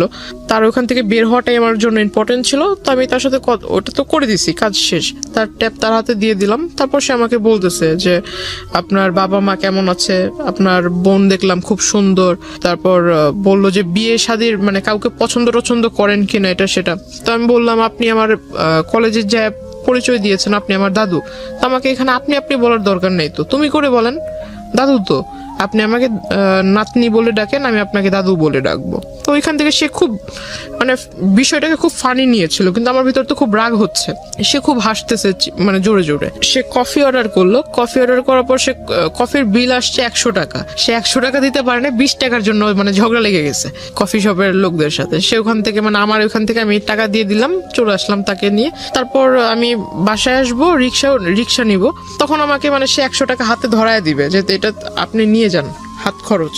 তো আমি বললাম যে আপনি 20 টাকা ওখানে দিতে পারলেন না, আপনি আমাকে 100 টাকা দিচ্ছেন হাত খরচ। তো বলতেছে না এটা কফির দাম আর কয় টাকা। কাজ ছিল যেটা আসলে সে কাজটা যে করেছে তার এখান থেকে করেছে কিনা আমার এটা দেখার প্রয়োজন ছিল। প্লাস যদি আমার মাথায় টেন্ডেন্সি ছিল যদি এটা সে তার ডিভাইস থেকে করে থাকে, সেই ডিভাইস যদি তার সাথে থাকে আমি সেটা ওখান থেকে ডিলিট করে দিব, গেল এই প্রবলেম। সে যদি মানে নেটওয়ার্কিং সাইটে যদি ভালো জ্ঞাত থাকে তাহলে ভালো, আর যদি জ্ঞাত না থাকে তাহলে এটা আমার জন্য প্লাস পয়েন্ট। ওইখান থেকে যদি আমি ডিলিট করে দিই তাহলে সেটা আর সে করতে পারবে না। রাইট, আমরা এখানে দুটো জিনিস যুক্ত করতে চাই গল্পটার শক্ত অবস্থান করার জন্য, কারণ ইতিমধ্যে অনেকের মনেই অনেক ধরনের প্রশ্ন চলে এসছে। এই লোকটার সঙ্গে এই যিনি আজকে আমাদের এখানে আছেন গেস্ট, জান্নাতের মূল যে জায়গাটা থেকে সম্পর্ক, ঠিক সম্পর্ক না মানে এই ধরনের যে আদান প্রদান হচ্ছে বা এক ধরনের যোগাযোগ তৈরি হয়েছে, সেটার মূল কারণটা হচ্ছে জান্নাতের একটা পলিটিক্যাল ব্যাকগ্রাউন্ড আছে যেটা আমরা এখানে রিভিল করিনি, এবং সে চাইতো পলিটিক্স করতে, যে কারণে তার প্রোফাইল পিকচারে সে যাদের সাথে মুভ করেছে সেই সব মানুষদের ছবি ছিল। এবং যেই ভদ্রলোকটি তাকে নক দিয়েছে তিনিও পলিটিক্সের সঙ্গে জড়িত ছিলেন, এবং তিনি ওই তার এরিনার হওয়ার কারণে ওর প্রোফাইলে নক দিয়েছে। নক দেওয়ার পরে ওদের মধ্যে কোনো এক রকমের কথোপকথন হয়েছে। সামহাও ওই পিপলটা মানে যে ভদ্রলোককে আমরা এখানে কথা বলছি তিনি জান্নাতকে ট্র্যাক করা শুরু করেছেন, এবং ট্র্যাক করে যখন কনভিন্স করতে পারছে না তখন তার নামে উল্টাপাল্টা ছড়াচ্ছে অ্যাকর্ডিং টু জান্নাত। এবং জান্নাত এইটাকে মিটিগেট করার জন্যে, এইটাকে সলভ করবার জন্যে এই লোকটার সঙ্গে দেখা করেছে। ওকে, আমি সবসময় বলি যে স্টোরি লাইনটা হচ্ছে এটা, বিলিভ করা না বিলিভ করা এটা আপনার ব্যাপার, কিন্তু যেই জায়গাটা নিয়ে বিতর্ক থাকবে না পুরো গল্পটা বলার পরে, সেই জায়গাটা কি সেটা আমি স্টোরি বলার পরে আপনাদেরকে ক্লিয়ার করব। জি, ওইখান থেকে আমি বাসায় চলে আসি, তার টাকাটা তাকে ফিরিয়ে দিয়ে বাসায় চলে আসি। তারপরের দিন সে আবারও সেম টাইমে, আমার যে ছুটির টাইমটা ছিল ছুটির টাইমে সে কলেজের ওখানে আসে। তারপর তাকে আমি আসলে বললাম যে আসলে আপনি দাদুর পরিচয় দিয়েছেন, এটা আসলে খারাপ কিছু না। দাদু সেকেন্ডে তো আপনি মিট করেছেন তার সঙ্গে, মানে সে কলেজের ওখানে আসছে পরের দিন, তারপর আপনি দেখা করেছেন পরের দিন আসছে। আমি কলেজ থেকে যখন বের হইতে আমার সামনাসামনি দেখা হয়ে গেছে। সামনাসামনি হয়েছে। আমার বাসে উঠলাম, বাস ছিল, বাসে উঠলাম, ওঠার পর সে আমাকে ডাক দিয়েছে। প্রথমে আমি আসলে এটা যেহেতু আমার কাজ যতটুকু ছিল আগের দিন তো আমি করেই দিছি, তারপর তার সাথে কিসের কথা বলা। তো আমি বাসে উঠে গেছি, সেও পিছন পরের বাসে উঠছে, ওই বাসে আর জায়গা ছিল না, পরের বাসে উঠছে। কিন্তু আপনার যে সে এত বড় একটা ক্ষতি করলো বা এরকম একটা কাজ করলো, আপনি তাকে কিছুই বললেন না? না, আমার আসলে আমার থটটা ছিল যে আমি বাড়িতে কোনোভাবে না জানুক, কারণ বাড়িতে যদি একবার জানাজানি হয়, প্রিন্সিপাল আমার কলেজের টিচারের মাধ্যমে আমার ফ্যামিলির লোক জানবে, যে আমাকে ভর্তি করতে সহায়তা করছে তার কানে যদি বিষয়টা চলে যায় তাহলে আমার লেখাপড়া ওখানেই বন্ধ হয়ে যাবে। তো আপনি তাকে এটা বললেন না যে আপনি নেক্সট টাইম এই কাজটা করবেন না বা এরকম? বিষয়টা যদি আমার বাড়িতে জানে তাহলে তার আমার কলেজেই বন্ধ না। কিন্তু যেই লোকটা আপনার এই কাজটা করলো তাকে কি কিছু বলেছিলেন যে আপনি এই কাজটা কেন? তাকে যে এখন বলবো। আচ্ছা, ওকে। তারপর আমি বাসে উঠলাম, সে ওই বাসে জায়গা পায়নি, পরের বাসে উঠেছে। তো এখানে নামলাম, সেও মানে একদম তাড়াহুড়া করে নেমে আমার মানে সামনে আসছে, বলতেছে যে একটু কথা বলে যান। আমি বললাম দেখেন আপনি আমার দাদু হিসেবে পরিচয় দিয়েছেন, ভালো কথা, আপনি যে কাজটা করেছেন মানে সে মনে করছে আমি বিষয়টা আসলে এখনো জানি না, সে যে কাজটা করেছে আমি বিষয়টা জানিই না এটা ভেবেছে। তো আমি তাকে বললাম যে কাজটা করেছেন কাজটা করা ঠিক হয়নি। যদি আপনার সন্তানের জায়গায় আমি নিজেকে রেখে বলি তাহলে আপনি নিজের সন্তানের মতো কারোর সাথে এরকম কিছু করতে পারতেন, বা আপনার সন্তানের সাথে যদি এরকম কেউ করতো আপনি কোন দৃষ্টিতে দেখতেন? আপনি কি করতেন? আপনি যখন এই কাজটা করেছেন আপনার মাথার ভিতরে কি বিবেকের লোপ পেয়েছিল? সে বলতেছে আমি এমন কি কাজ করেছি, আমি তো এমন কিছু করিনি। তখন আমি আমার ফোন থেকে ওই আইডিটা বের করে তাকে দিলাম, এটা কি করেছেন? সে বলতেছে আমি করিনি। তখন তো আইডি ডিঅ্যাক্টিভ, আপনি কিভাবে বের করলেন? না, তার আইডির যে স্ক্রিনশট, ও আচ্ছা, স্ক্রিনশটটা দেখালেন। স্ক্রিনশট ছিল, সেটা আমি দিলাম। কারণ আমার ওইখানে তো আমারটার সাথে আমি তো আর এই বিষয়ে আগে জানতাম না, এটা তো আমি জেনেছি আমার ওই যে সেকেন্ড ইয়ার স্টুডেন্টের কাছ থেকে। তো আমি এটা দেখালাম, দেখানোর পর বলতেছে না আমি এটা করিনি, এটা হয়তো অন্য কেউ করছে। তো আমি বললাম আপনার আর আমার সম্পর্ক কি, এটা আমি নিজেই জানি না। আপনার আর আমার এমন কোন রিলেশনশিপ বা আপনার সাথে আমার কবে পরিচয় হয়েছে? ফাইন, এখন আমি পরিষ্কার হচ্ছি। মানে আলটিমেটলি আপনি যে ওনার কাছ থেকে আপনার এই ফলস আইডিটা ডিলিট করবেন এটা উনি জানতো না আগে থেকে, না, আপনিও জানাতে চাননি, কারণ আপনি টেকনিক্যালি উনি হয়তো ভাবছে যে আমি এই সম্পর্কে জানিই না। রাইট, সো আপনি খুব টেকনিক্যালি জিনিসটা ডিলিট করে দিতে চেয়েছেন। Okay fine. আমি তাকে যখন দেখাই স্ক্রিনশটটা, সে বলতেছে যে না আমি এটা করিনি। তো আমি বললাম যে দেখেন, মানুষ মানেই মরণশীল, মরতে হবে। আর আপনি যেভাবে মানে ডায়লগ মারেন এগুলো আসলে আমার সামনে, আমি আসলে যেটা বললাম যে আমি স্ট্রেট ফরওয়ার্ড কথা বলি, এতে যদি কারো খারাপ লাগে আমার কিচ্ছু যায় আসে না, খারাপকে আমি খারাপ বলবো। আমি তাকে মুখের উপরে বলছি যে এইসব ভণ্ডামি ছেড়ে ভালো হন, রাজনীতি করেন বলে যে আপনার প্রভাব আমাকে খাটাবেন বা আপনি আমাকে অমুকের ভয় দেখাবেন, আমি কিন্তু এতে ভয় পাবো না। আর এইসব কথা আমাকে বললেন না। আর যে কাজটা করেছেন কাজটা মোটেও ঠিক হয়নি। আপনাকে আমি সাবধান করব কিভাবে সেটা জানি না, তবে আমি আপনাকে অ্যালার্ট করব যে আপনি এই কাজটা কখনো করেন না। আপনার কাছে একটা রিকোয়েস্ট থাকবে যে আমার কলেজের এখানে সেইভাবে মানে মানুষের সামনে নাম ধরে ডাকা, জিনিসটা আমার নিজের কাছেও খারাপ লাগে, আর অন্য 10 জন দেখলে সে তো ভালো কিছু ভাববে না খারাপ ছাড়া। যেহেতু আমি মেয়ে, ছেলে হলে এক কথা। বয়সে উনি কি দাদুর মতোই ছিল? 65। ও ওকে, উনি 65, আপনি 16 তখন, রাইট? কিন্তু সে নিজেকে মানে সে আমার সাথে যখন মিট হয় তখন নিজেকে মানে একদম ওই যে টিনেজারদের মতো, মানে কেউ ড্রেস আপ চেঞ্জ করলে তো আর সে টিনেজার হবে না। ওকে, বোঝা যায় আর কি জিনিসটা। হ্যাঁ, ড্রেস আপ করপ্ট হলো, হ্যাঁ ওইরকম ড্রেস আপ করে আসতো। এগুলো তাকে বললাম, বলার পর সে আসলে হেসে উড়াইয়া দিল। মানে সে বলতেছে যে ঠিক আছে, তাহলে যেহেতু তুমি সবকিছু জানতে পেরেছো আর আমি একটা ভুল করেছি, তাহলে এটা কিভাবে মাফ চাইবো? সবার সামনে এই মানে এই মুহূর্তে রাস্তায় সবার সামনে কি পা ধরে মাপ চাবো? আমি বললাম যে এটা আপনি মূর্খর মতো কথা বলেন কেন? এমন একটা কাজ করেছেন, আপনার তো মানে লজ্জিত হওয়া উচিত, লজ্জা পাওয়া উচিত। আপনি আমাকে ভালোভাবে বলতে পারেন যে আমার ভুল হয়েছে, আমি জিনিসটা ভুল করে ফেলছি। আর আপনি যেভাবে বলছেন এটা তো আসলে মানে ভালো মানুষের মতো কথা হচ্ছে না। তাকে বলার পর তারপরও তার কোনো মানে ফিলিংস ছিল না যে আমি একটা অন্যায় করেছি। এটা তাকে আমি ওইখান থেকে আমি চলে আসি, তার সাথে আর কথা বলিনি। পিছন থেকে অনেক ডাক ছিল, আমি আর তার কথা সাড়া দিইনি, রিক্সায় করে চলে আসি। তার পরের দিন সে আসেনি। ওই দিন আমার কিছু মানে ক্লাসমেট ওরা আবার ওই যে আসার সময় আপনার ওইখানে স্ট্রিট হকাররা বসতো, আবার স্ট্রিট ফুড টুটও ভালো ছিল। তো ওরা করতো কি ওইখানে একটা ঢালে এসে খাবার খেত, আইসক্রিম টাইসক্রিম এগুলো সবাই আড্ডা দিত। তো আমাকে বলতেছে যে ঠিক আছে চলো, আজকে তোমার সাথে তো আমাদের ওইভাবে পরিচয় হয়নি বা ওইভাবে কথা টথা হয়নি কখনো, আমাদের সাথে চলো একটু, আধা ঘন্টা লেট হলে কিছু হবে না। তা আমার বাড়ি থেকে একটা ছিল, যখন কলেজ ছুটি হয়ে যাবে তার আধা ঘন্টার ভিতরে বাড়িতে থাকতে হবে। এখন সব সময় তো এটা পসিবল হয় না, কারণ রাস্তায় যদি জ্যাম থাকে আধা ঘন্টা একটু ওভারও হইতে পারে। একটু ওভার হইলে আমার বাসা থেকে আবার একটু রাগারাগি করতো, অন্য কিছু ভাবতো। তো আসলে পরে আমি ওই দিন একটু দেরি হয়ে গেছিল, ওই দিন 2টার মতো বেজে যায়। তারপর আমি বাসা থেকে ওইখান থেকে রিক্সা নিয়ে বাসায় চলে আসি। বাসা থেকে জিজ্ঞাসা করলো, পরে বললাম এই কাহিনী। তখন অবধি শুধু যেহেতু আমি ছোটবেলা থেকে সবকিছু আম্মুর সাথে মানে যে সাইন ল্যাঙ্গুয়েজে আমার কোনো কিছু যেটা করতে যাব বা কোনো কিছু করার একটা স্টেপ নিয়েছি আম্মুর সাথে শেয়ার করতাম, কারণ আমি জানি যে আমার আম্মু আমি যা বলবো সেটা শুধু ভালো হলে আমাকে একটা ভালো সাজেশন দিবে, খারাপ হলেও বুঝাবে, কিন্তু কারোর সাথে এটা লিক করবে না। তো বাবার সাথে আমার সম্পর্ক ভালো, কিন্তু বাবার সাথে শেয়ার করার সাহস ছিল না। মার সাথেই করতাম। তো মাকে আমি অলরেডি বলে দিচ্ছি বিষয়টা, ছবি টবিও দেখালাম যে মা এই লোকে এই ঘটনাগুলো করছে। তো মা আমাকে বললো যে তুমি কলেজে যাবা, ড্রেস আপ, যেহেতু ওইখানে আবার বোরকার এলাও ছিল না, কলেজ ড্রেসের কালারের বোরকা এলাও না, ড্রেস আপ পরে যেতে হবে, কলেজ ড্রেস পরে যেতে হবে। তো বাসায় আম্মু আমাকে বললো কি যে তুমি ওই ব্যাগে করে যে নেকআপ বলে, নেকআপ ব্যাগে করে নিয়ে যাবা, রাস্তা পর্যন্ত যাবা, কলেজের গেটে ঢুকে নেকআপ খুলে ফেলবা, আবার কলেজ থেকে বের হয়ে নেকআপ পরে চলে আসবা, যাতে কেউ ফেস না দেখে। তো ওটা করলাম। এখন মানুষ, আমার মাথায় এটা ছিল না যে মানুষের চোখ দেখলেও মানুষকে চেনা যায়, যে আসলে চোখ দেখলে বোঝা যায় যে আমি ওই মানুষটাই এটা। তো সে কিভাবে আমার মানে ফলো করে ফেলছে ওই অবস্থাতেই। আমার নেকআপ টেকআপ বাঁধা ছিল, বাসে উঠছি, বাসে উঠে সনি হলের ওখানে নেমেছি, রিক্সায় দিয়ে 1 নম্বরে মাজার রোডের ঢালে চলে আসছি। সে দৌড়াইতে আসছে পিছন থেকে। এখানে একটা জিনিস খেয়াল রাখবেন প্রিয় শ্রোতা, ওনার না আছে কোনো আপন বড় ভাই, না আছে বাবার দিক থেকে কোনো হেল্প, মা আছেন তিনি আসলে বাক প্রতিবন্ধী, নানা এবং নানু বয়স হয়ে গেছে তাদের। সুতরাং এরকম একটা মেয়ে এরকম একটা বখাটে লোকের দ্বারা প্রতিনিয়ত হ্যারাসমেন্টের শিকার হচ্ছে।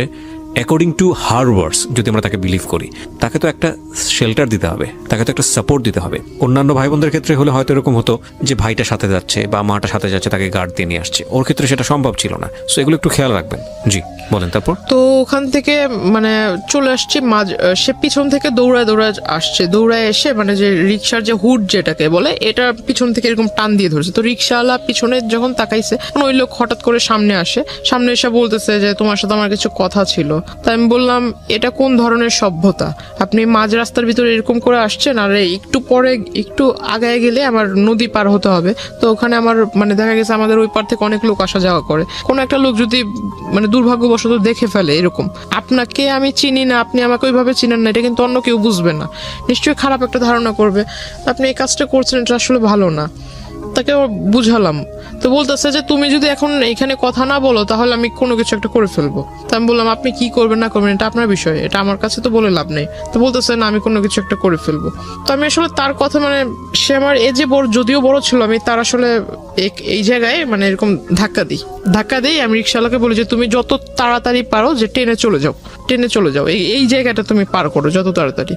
তো ওইখান থেকে ওই দিন সে আমাকে পিছন থেকে আর কি বলছিল, খুব চিৎকার করে বলতেছিল যে তোকে আমি দেখে নিব, তোর এই কিসের এত তোর গৌরব, কিসের এত বাহাদুরি, এগুলো আমি দেখে নিব। প্রিয় শ্রোতা, এখানে একটা বিষয় আপনাদেরকে পরিষ্কার করতে চাই, বা জান্নাতের আজকের এই জীবনের জন্য জান্নাতের ভাষ্য অনুযায়ী যে ব্যক্তিটি দায়ী, আমরা তার নাম পরিচয় এখানে উপস্থাপন করছি না, যেহেতু এটা ইনভেস্টিগেটেড শো না। কিন্তু অনুষ্ঠানের শেষে গিয়ে তাকে ফোনে কানেক্ট করব, তার নাম পরিচয় গোপন রেখেই আমরা তাকে ফোনে কানেক্ট করব এবং তার বক্তব্য আমরা আজকে আপনাদেরকে শোনাবো। জান্নাতের জীবনের জন্য এই জায়গাটায় দায়ী, তার সঙ্গে আমরা কথা বলবো একেবারে অনুষ্ঠানের শেষে। সুতরাং সঙ্গে থাকবেন আশা করছি। সে আসলে কি করবে এমন, আর সে যদি ওই রকম রাজনৈতিক নেতাই হয়, বড় কোনো রাজনৈতিক নেতা হয়, তো প্রত্যেকটা বড় রাজনীতিবিদ মনে করে যে আমি একটা কিছু করতে যাব, এটা যাতে পাবলিশ না হয়। তার রাজনৈতিক ক্যারিয়ার আছে। তো এই লোক যদি অত বড় নেতাই হয়, তাহলে সেই রাস্তার ভিতরে এগুলো করবে কেন? দ্য পয়েন্ট ইজ দ্যাট আপনারও তো রাজনীতির ব্যাকগ্রাউন্ড ছিল, এবং আপনার সম্পর্কে আমি যতটুকু জানি তাতে আপনার যে আত্মীয় স্বজন তারাও মোটামুটি হাই অফিসিয়ালস।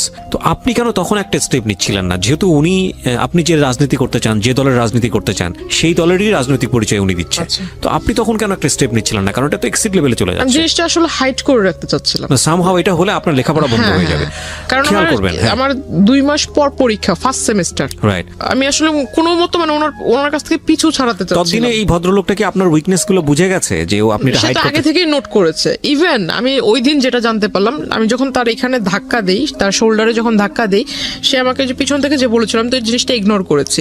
কিন্তু সেই দিন বিকেল বেলা সে করেছিল কি, আমাদের যে নদীর ঘাট যেটা, ওইখানে মানে নৌকাওয়ালাগুলা হলো একদম পার্মানেন্ট নৌকাওয়ালা, এরা চেঞ্জ হবে না, সবসময় এরাই ওখানে নৌকার পারাপার করে। তো ওই পর্যন্ত গিয়ে প্রত্যেকটা নৌকাওয়ালার কাছ থেকে মানে জিজ্ঞাসা করেছে। তো ওদের কাছ থেকে আমার ইনফরমেশন নেয়, আমার বাড়ি কোথায়, আমার বাড়িতে কে কে আছে, আমার বাবার বাড়ি কোথায়, মার বাড়ি কোথায়, এই হাবিজাবি সমস্ত কথা সে কালেক্ট করে। প্লাস আমার ছোটবেলা থেকে মানে আমি ছোটবেলায় কি করতাম না করতাম সমস্ত কথা সে এগুলা কালেক্ট করে। অনেকদিন মানে প্রায় 1 মাসের মতো আর তার মানে ওইখানে আমি কি বলো এটাকে, মানে সে আর ওইখানে আসেনি। তার মানে আমার কাছে খুব ভালোই মনে হচ্ছিল যে মানে এতদিন পর আমি একটা খুব মানে এখন ভালোভাবে যাতায়াত করতে পারবো, কোনো প্রবলেম নেই। তখন আমি মেকআপটা ইউজ করা বাদ দিয়ে দিলাম, যেহেতু আসছে না, যে হয়তো সে আসবেই না, ওইরকম একটা ধারণা ছিল। তো আমি খুব তখন থেকে আসলে যে 2-1টা মেয়ের সাথে আর কি মিশতে শুরু করলাম, ক্লাসমেট। আমি মানে তাদের সাথেই মিশতাম যারা দেখতাম যে একটু মানে ফ্যামিলি দিক থেকে একটু মানে একটু লো টাইপের, বা আমাকে নিয়ে কেউ তুচ্ছতাচ্ছিল্য না। হ্যাঁ, মানে আমাকে যে বুঝবে আর কি। আমি তার সাথে 2টা কথা বললে সে ওটা লিক করবে না, সে মানে আমাকে 2টা সাজেশন দিবে বা আমার সাথে একটু ভালোভাবে ব্যবহার করবে।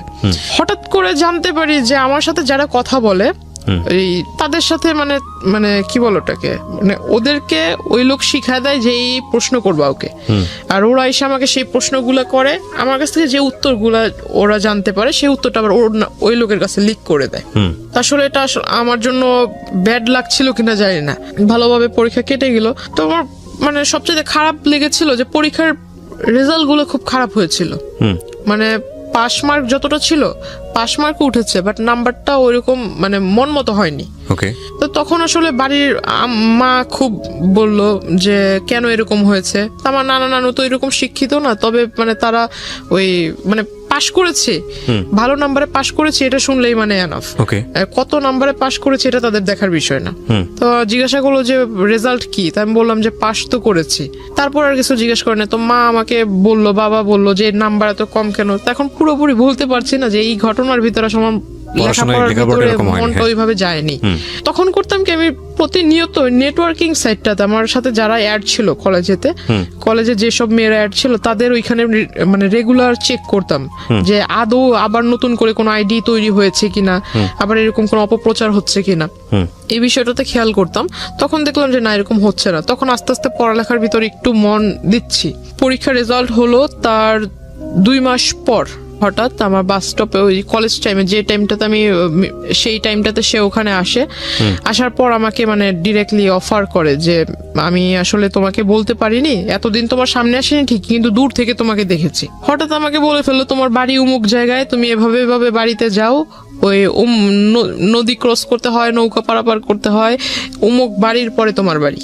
টোটাল একটা কাগজের ভিতরে মানে যে জায়গা জমি নিয়ে যারা করে তারা যে ম্যাপ আঁকায় না, রাস্তার ম্যাপ তৈরি করে, এরকম সে আমাকে একদম কলম দিয়ে রাস্তা আঁকায় এটাকে একদম দেখা দিচ্ছে যে এই নদী পার হওয়ার পর অমুক রাস্তা থেকে এই রাস্তা, এই রাস্তা থেকে সেই রাস্তা, মানে দুনিয়ার যত খোঁজ নেওয়া দরকার ছিল সব নিয়ে সমস্ত একটা পেজের ভিতর সে আমাকে লিখে দিল। আমি দেখে আসলে অবাক হয়ে গেলাম। বলতেছে যে এনি টাইম আমি তোমার বাসায় যেয়ে মানে প্রপোজাল দিব। আমাকে এইভাবে বলতেছে 400-500 লোক নিয়ে যাব, এখন এদেরকে বসার মতো জায়গা তো দেওয়ার মতো আছে কিনা, বা এদের খাবার টাবার মানে দেওয়ার মতো অ্যাবিলিটি আছে কিনা, নাকি আমি নিয়ে যাব খাবার, এভাবে বলছে। আমি বললাম যে আপনি আসলে মানে ওই যে আমাদের ওখানে বলে যে যার বিয়ে তার খবর নাই পাড়াপড়শি ঘুম নাই, এই কথাটা তাকে আমি বললাম। তো আমি বললাম যে আপনার কাছে সবকিছু কি মজা মনে হয় নাকি, বাস্তবতা বলতে কি কিছুই নেই? তো এই কথাগুলো বলার প্রেক্ষিতে সে আসলে আমাকে জাস্ট বললো যে তোমাকে বলেছিলাম না যে তোমার এত কিসের গৌরব বা তুমি এত কিসের অহংকার করো, কিসের পাওয়ারে আমার সাথে আমাকে অ্যাভয়েড করতেছো, এটা আমি দেখায় দিব। আর আমি কি, তুমি যে আমাকে বললা যে আমি ভণ্ডামি করছি, এটাও আমি দেখায় দিব। তো সে আসলে ওইখানে হঠাৎ একদিন মানে পাঞ্জাবি টাঞ্জাবি পরে কোটি টুটি পরে আমার বাড়িতে হাজির, দুপুর আনুমানিক 3টা বিকেলই বলা চলে, আপনার বাসাতে, হ্যাঁ 3টার দিকে।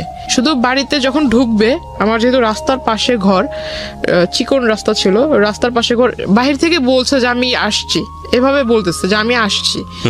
এখন আমার নানা তাকে জিজ্ঞাসা করতেছে ভাই আপনি কে, আপনি মানে কোথা থেকে আসলেন, আপনি কার ঘরে ঢুকবেন বা কাকে চাচ্ছেন, এরকম কিছু একটা। যেমন নানা একটু সোজা টাইপের মানুষ, সে জিজ্ঞাসা করতেছে কার ঘরে যাবেন, কাকে চাচ্ছেন, খুঁজতেছেন কাকে। সে আমার ছবি আমার নানাকে দেখাইছে। দ্য পয়েন্ট ইজ দ্যাট যে এতদিন ধরে আপনি গোপন করলেন যাতে করে ফ্যামিলিতে এই লোকটা না আসে, আপনার লেখাপড়া যাতে বন্ধ না হয়, যেমন ফ্যামিলিতে ঢুকবে, এবং শেষ পর্যন্ত কিন্তু সেটাই হচ্ছে। এগুলো একটু খেয়াল রাখবেন। আমি কেন বলছি যে জায়গাটিতে আমরা আসলে ফোকাস করতে চাই সেটা নিয়ে কোনো বিতর্ক থাকবে না। উনি যেগুলো বলছেন সেগুলো কতটুকু সত্য কতটুকু মিথ্যা সেটা নিয়ে বিতর্ক থাকতে পারে, cause this show is not investigative show. কিন্তু যেইটা পরিণতি সেটা নিয়ে তো কোনো বিতর্ক নাই। পরিণতিটা কেন হলো সেটাও বলবো আপনাদেরকে শেষের দিকে গিয়ে।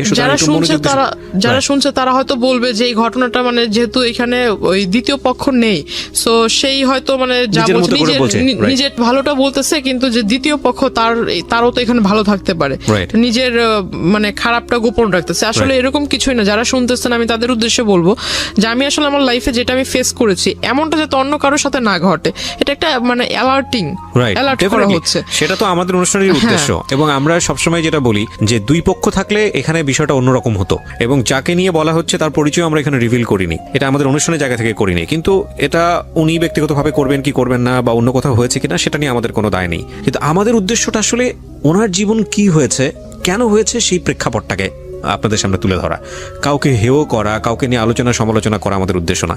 এবং দিন শেষে আপনার জীবনটা যাতে এরকম না হয় সেজন্য আপনি কি স্টেপটা নেবেন সেই লার্নিংটা দেওয়া। ওকে, সো আমরা এইভাবেই আগাতে চাই। জি, তারপর কি হলো? বাসায় আসলো। হ্যাঁ, সে বাসায় আসলো। তো বাসায় এসে ঢুকে মানে আমার মাকে মানে প্রথমেই আমার মার পায়ে ধরে মানে সালাম করে। আপনার মায়ের বয়স ওনার বয়সের চেয়ে কম হবে? আমার ওনার মেয়ের বয়সের মেবি আমার মা। তো যাই হোক, আমার মার পায়ে ধরে সালাম করে ফেলছে। তো আমার মা মানে এমনিতে একটু রাগী, কারণ পুরুষ মানুষের সামনে সে আসে না। তো আমার মা খুব রেগে গেছে, মানে যে আপনার আমাদের ওখানে বলে শলা, আসলে এটা বলা ঠিক হবে কিনা জানি না, তবু যেটা ঘটেছে আমি বলি। তো আমার মা আসলে শলা নিয়ে আসছে হাতে করে, মানে খুব রেগে গেছে যে আমার পায়ে টাচ করলো কেন এই লোক। তার মানে জানতো যেহেতু আগে থেকে, সুতরাং আপনার মা না, আমার মাকে তো আমি ছবি টবি আগেই দেখাইছি, আর সেই লোক চলে আসছে। আর আমি ততক্ষণ অব্দি মানে নানার কাছ থেকে শুনছি অন্য ঘরে, মানে মাত্র গোসল করে এসে ঘরে ঢুকছে, আর ওই টাইমে বাইরে থেকে কিন্তু সাউন্ড পেয়েছে, সে বলতেছে আমি আসছি। এইটা শুনে মানে একটু মনের ভিতরে যেটা ধুক ধুক করতেছে আমার। আমি বলতেছি যে এই লোক যদি এখন বাড়িতে মানে আগে পরে সবকিছু বলে, আমি তো আসলে লেখাপড়াটা বুঝি আজকেই আমার শেষ, আর যাইতে পারবো না। আমার মাথা একদম বই টই সব একদম পুড়ে ফেলবে। তো আমি অন্য ঘরে বসে শুধু চুপচাপ মানে ভাবতেছি যে আসলে কি বলবো। বাড়ির লোকের কাছে যখন এই লোকটা তার মতো করে বলবে, বাড়ির লোক আমাকে যখন জিজ্ঞাসা করবে, আমি তখন কি করব। তখন ওই লোকের সামনে আমার মা শলা নিয়ে আসে, মানে তাকে দেখাইতেছে শলা দিয়ে বাড়ি মারবে, মানে ঝাঁটা। হ্যাঁ, ওই শলা দিয়ে বাড়ি মারবে। তো ওই লোক বলতেছে যে মানে সে তো আর ইশারা বোঝে না, ইশারার কথা তো আর বোঝে না ওই লোক। আপনার মা সম্পর্কে তো জানতো যে উনি? না, এগুলো জানতো। ও একেবারে জানতো না। আচ্ছা। তো ওই মানে সে তো ইশারা ভাষা বোঝে না, সে বলতেছে মানে হাত দিয়ে দেখাইতেছে যে আমি ওইরকম কেউ না, আমি আপনাদেরই পরিচিত, আপনাদেরই ওই কি বলে ওই আত্মীয় হব, এরকম কিছু একটা বলতেছে। তো আমার মা আসলে তো মানে মা তো রেগে আছে, হাতে নিয়ে মা বারবার বলতেছে তুই ঘর থেকে বেরো, ওকে, এরকমটা বলছে। তো আমি ওই ঘর থেকে আসলাম, আসার পর তাকে ডিরেক্ট সবার সামনে জিজ্ঞাসা করলাম যে আপনি এখানে কি করে, মানে অ্যাড্রেস পেলেন কোথায়? বলতেছে যে বললাম না আমার কাছে কোনো কিছু অসম্ভব না, আমি তো সবকিছু জানি, তোমার সম্পর্কে সমস্ত কিছু জানি। মানে আমি আসলে খুব হতভম্ব। আমার নানা একবার আমার দিকে তাকায়, আমার নানু একবার আমার দিকে তাকায়, আমি একবার তাদের দিকে তাকাই, মানে তারা আমাকে গিলটি ভাবতেছে। রাইট। আমি এখন মানে ভাবতেছি যে আসলে আমি যদি তাদের বাড়ির লোকেরে বলি, এরা কি আদৌ আমার কথা বিলিভ করবে?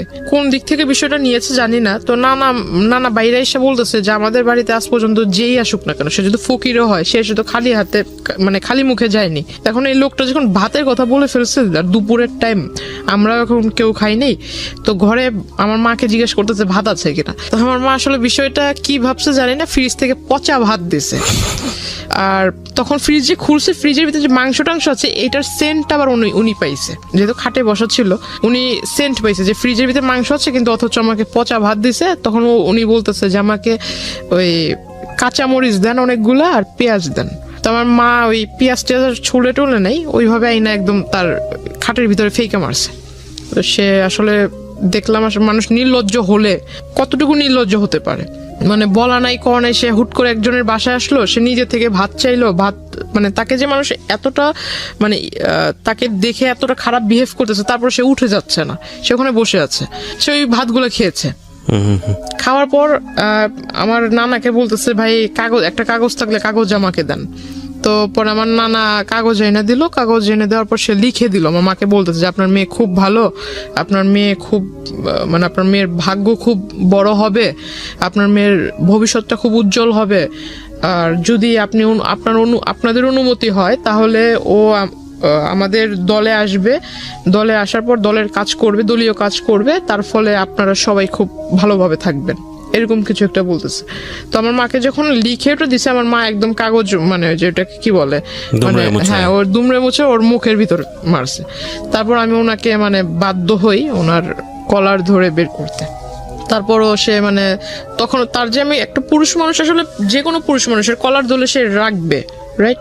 কিন্তু আসলে তার তখন মুখের ভিতর হাসি ছিল, রাগ ছিল না।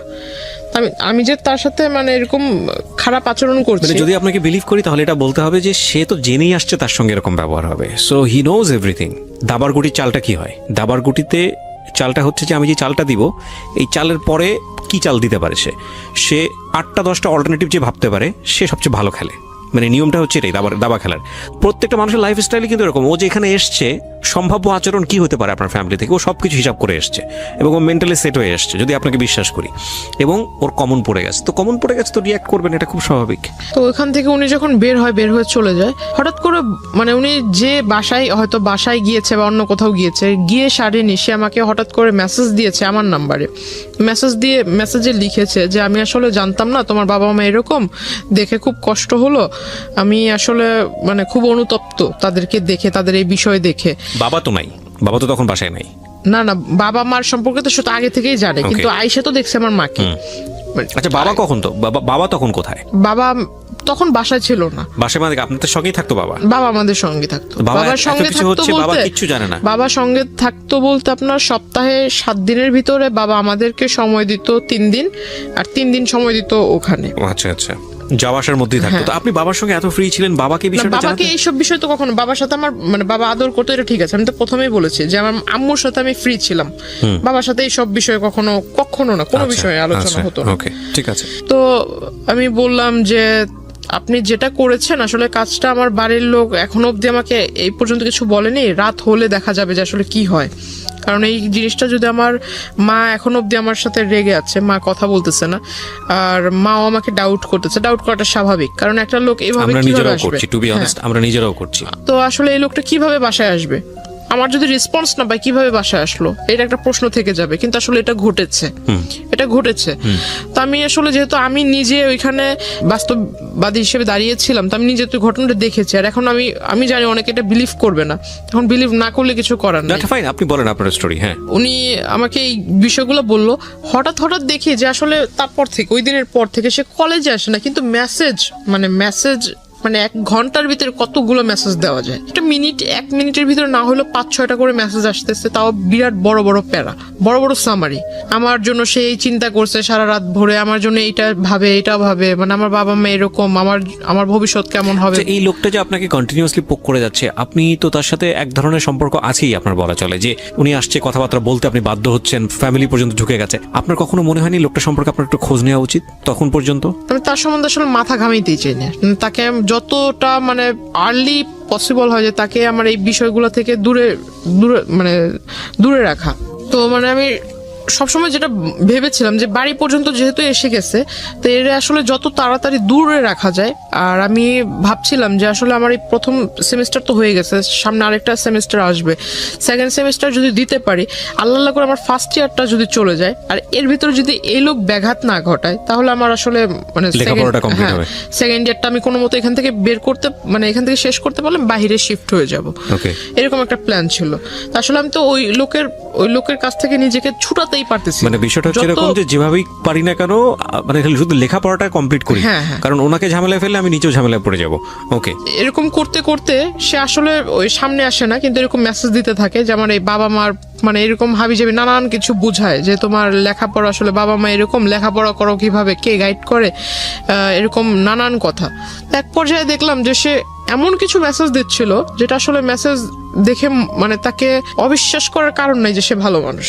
মানে কিরকম? মানে লেখাপড়ার মানে তোমার বাবা মা এরকম, তুমি যদি কিছু না মনে করো, আমি যেহেতু তোমাকে প্রথমে অন্য সবার কাছে পরিচয় দিয়েছি দাদু হিসেবে, তো আমি ওই দিক থেকে তোমাকে দেখবো, প্লাস তোমাকে গাইড টাইডও করবো, কারণ আমি নিজেও মাস্টার্স কমপ্লিট করা লোক।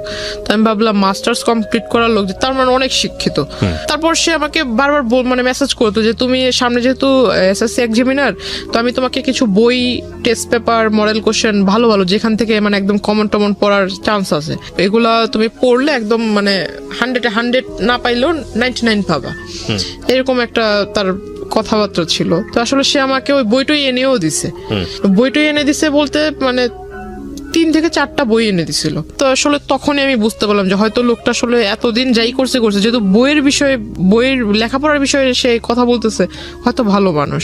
তখন থেকে আসলে একটা বিলিফ তৈরি হয় তার প্রতি, আমার সফট কর্নার তৈরি হয় আপনার। হ্যাঁ, বলতে পারেন। এখানে একটা সাইকোলজিক্যাল ব্যাপার আছে প্রিয় শ্রোতা এবং দর্শক যারা দেখছেন, যে একটা মানুষকে আপনি যদি কন্টিনিউয়াসলি পোক করতে থাকেন, আপনার প্রতি একটা রিজেকশন থাকলেও মানে এটা কন্টিনিউয়াসলি যদি পোক করতেই থাকেন, লেগেই থাকেন, সামহাও কোনো একটা ভালো দিক যদি চলে আসে, ওই মানুষের প্রতি ফল ইন হওয়ার একটা সুযোগ থাকে, যেটা হয়তো আজকে যিনি গেস্ট এখানে আছেন তার হয়েছে। জি। ওনার মানে ওই যে বইটই দেয়, আমি ওই বইটই পড়ি। তারপর আবার দেখতাম যে উনি আমাকে বলতো যে আমি যদি কলেজে আসবো, তোমার কলেজের ওইখানে এসে তোমাকে ডিস্টার্ব করবো না, তবে তুমি যদি কিছু না মনে করো তাহলে আমার সাথে লাঞ্চ করবা। তো আমার একটা স্বভাব ছিল কি যে আমি প্রতিদিন ওইখানে পাশে আবার আপনার চাইনিজ ছিল, তো আমার একটা অভ্যাস কি যে আমি ফাস্ট ফুডের প্রতি খুব একটা নেশা ছিল। তো আমি ওই চাইনিজে ঢুকে একলাই এক টেবিলে বসতাম, যেগুলো মানে যে স্টুডেন্ট যে অফারগুলো ছিল এগুলো আমি নিয়ে মানে একাই টেবিলের ভিতরে বসে খাইতাম, প্লাস ছবি তুলতাম। মানে আমার একটা যে বললাম যে নানা নানু খুব আদর করতো, তো নানার কাছে বলতাম যে আমার এই বই লাগবে, সেই বই লাগবে, আমার একটু পকেট মানি বেশি দিতে হবে। নানাও বিলিভ করতো যে হ্যাঁ বই যেহেতু কিনতে হবে টাকা তো বেশি লাগবে, তো যে টাকাটা চাইতাম সেটাই দিত। তো তার কাছে থাকার না থাক, নানির যে ব্যাগ আছে ওইখান থেকে টাকা নিয়ে দিলেও দিত।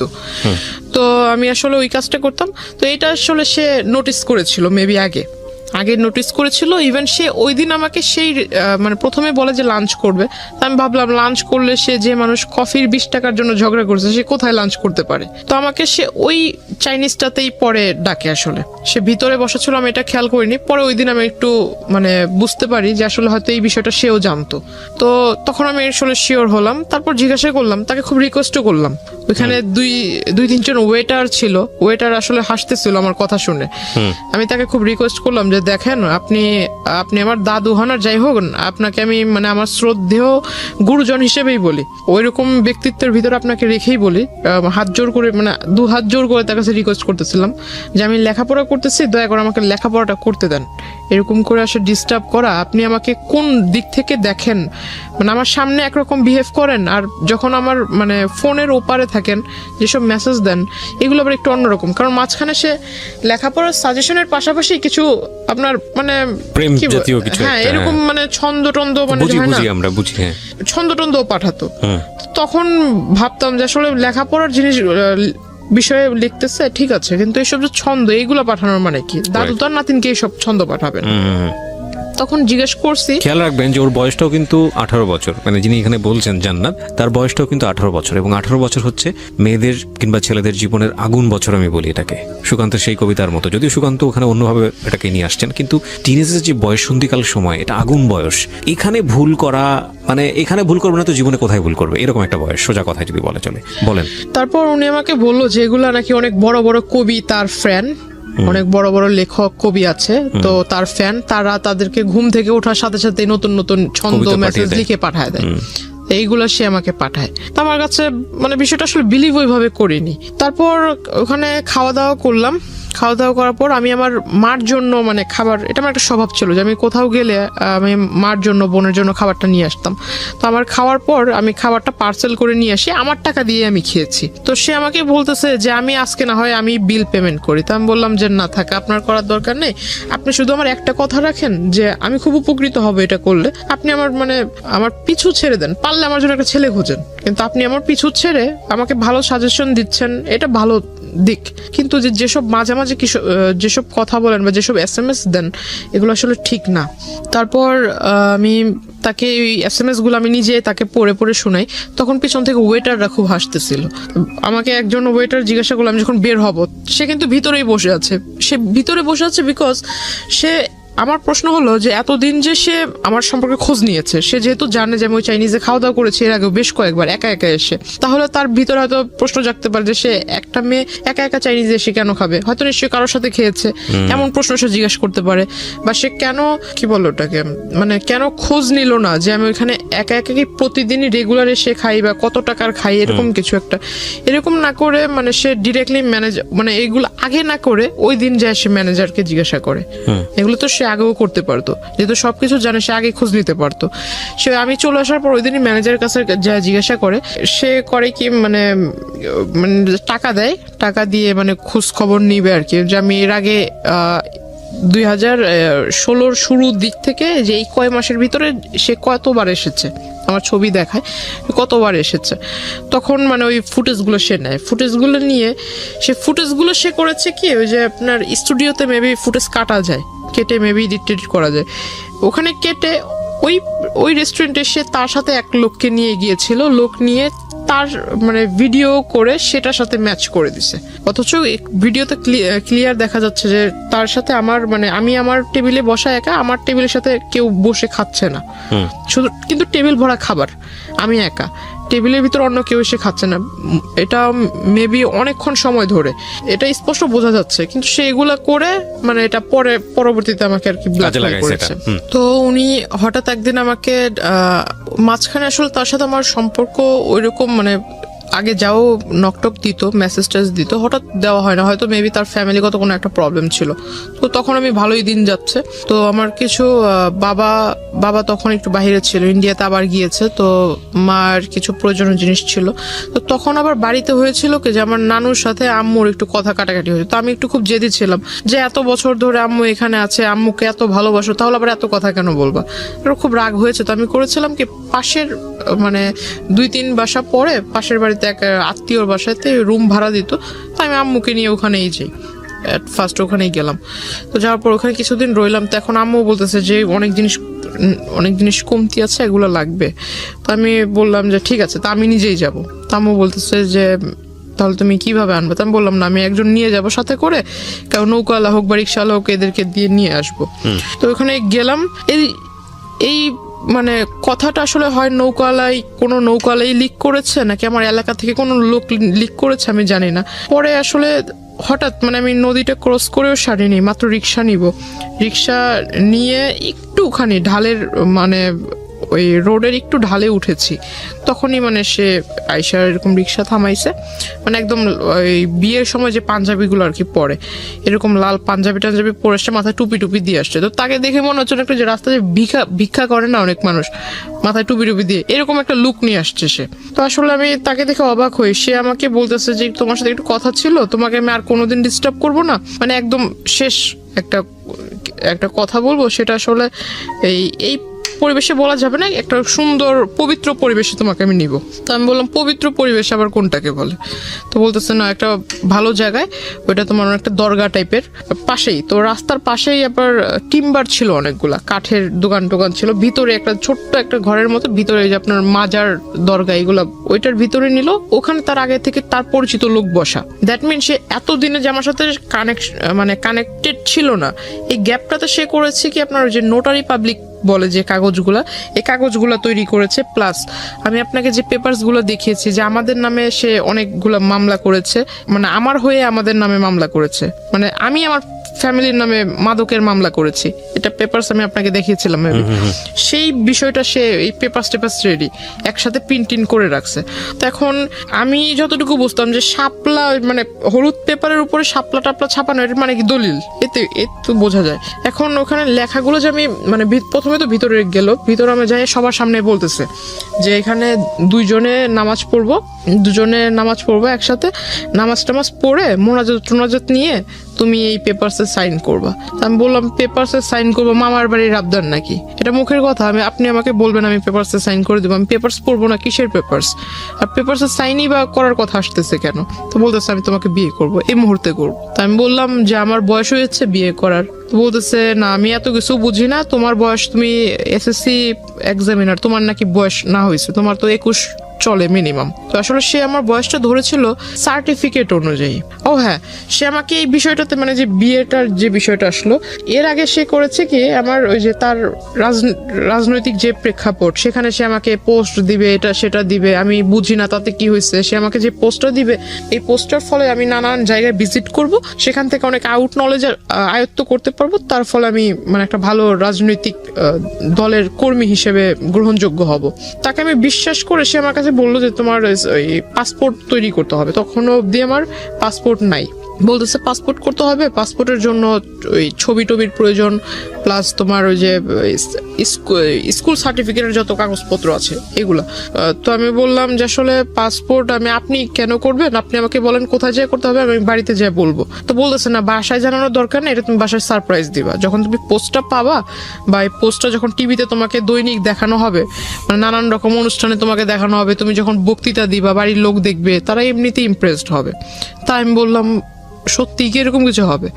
তো যেহেতু ভিতরে একটা রাজনীতি করার একটা ক্ষোভ ছিল, ক্ষোভ বা ক্ষোভ না, ভালো আগ্রহ। আচ্ছা যাই হোক ওটা ছিল।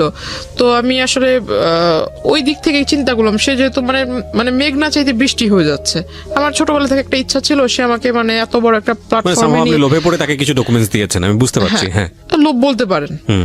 তো প্ল্যাটফর্মে দাঁড় করিয়ে দিবে তো ভালোই, তো আমার ইচ্ছাটা পূরণ হবে। আমি লেখাপড়াও শেষ তো করে আমি যেটা বুঝতে পারছি যে আপনি তাকে কিছু ডকুমেন্টস দিয়েছিলেন যেটার বেসিসে সে হচ্ছে আপনার কি পুরো একটা তাকে পেপার বিলিভ তৈরি করে, করেছে। আর আমি এত বড় একটা গাধা ছিলাম এখন নিজেকে না বলে, আসলে আমি এখানে আমারও ভুল আছে অনেক, যে আমি আসলে তাকে পুরোপুরি বিলিভ না করে বা তার সম্বন্ধে কিছু না জেনে আমার সমস্ত একটা ফাইল ছিল, সেখানে আমার প্রাইমারি লেভেল থেকে শুরু করে স্কুলের যত ডকুমেন্টস ছিল সমস্ত মানে ফাইলটাই তাকে দিয়ে দিছি। না, ফাইলটা দেওয়ার মানে মূল ফাইলটার ভিতর তোমার কাগজপত্র ছিল, ওই ফাইলটাতে সমস্ত মা সব স্কুলের যাবতীয় কাগজপত্র রাখে। তাকে সার্টিফিকেটগুলো বের করে দিচ্ছে, সে আমাকে বলতেছে যে না তোমার সার্টিফিকেট দরকার নেই, আমার কাছে আমি কিসে করে নিয়ে যাবো এই কাগজগুলো, কাগজ তো মূল্যবান কাগজ, যেহেতু ফাইলটার ভিতর আছে, ফাইলটা এখন এই ফাইলটা যা যা আছে এই সমস্ত কিছু আমি আবার তোমাকে ব্যাক করে দিব, তুমি আমাকে এটা দাও, আমি তোমাকে যা যা আছে সমস্ত কিছু ফিরিয়ে দিব।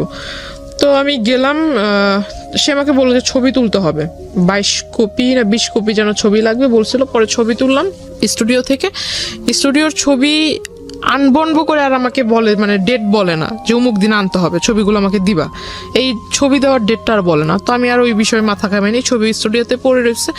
সে ওই সার্টিফিকেটের ফটোকপির সাথে ফটোকপি আর ওই আপনার ওই ফটোকপির ডেট দিয়ে সে আর কি বলে যে আমি বিয়ের বয়স আমার হয়েছে।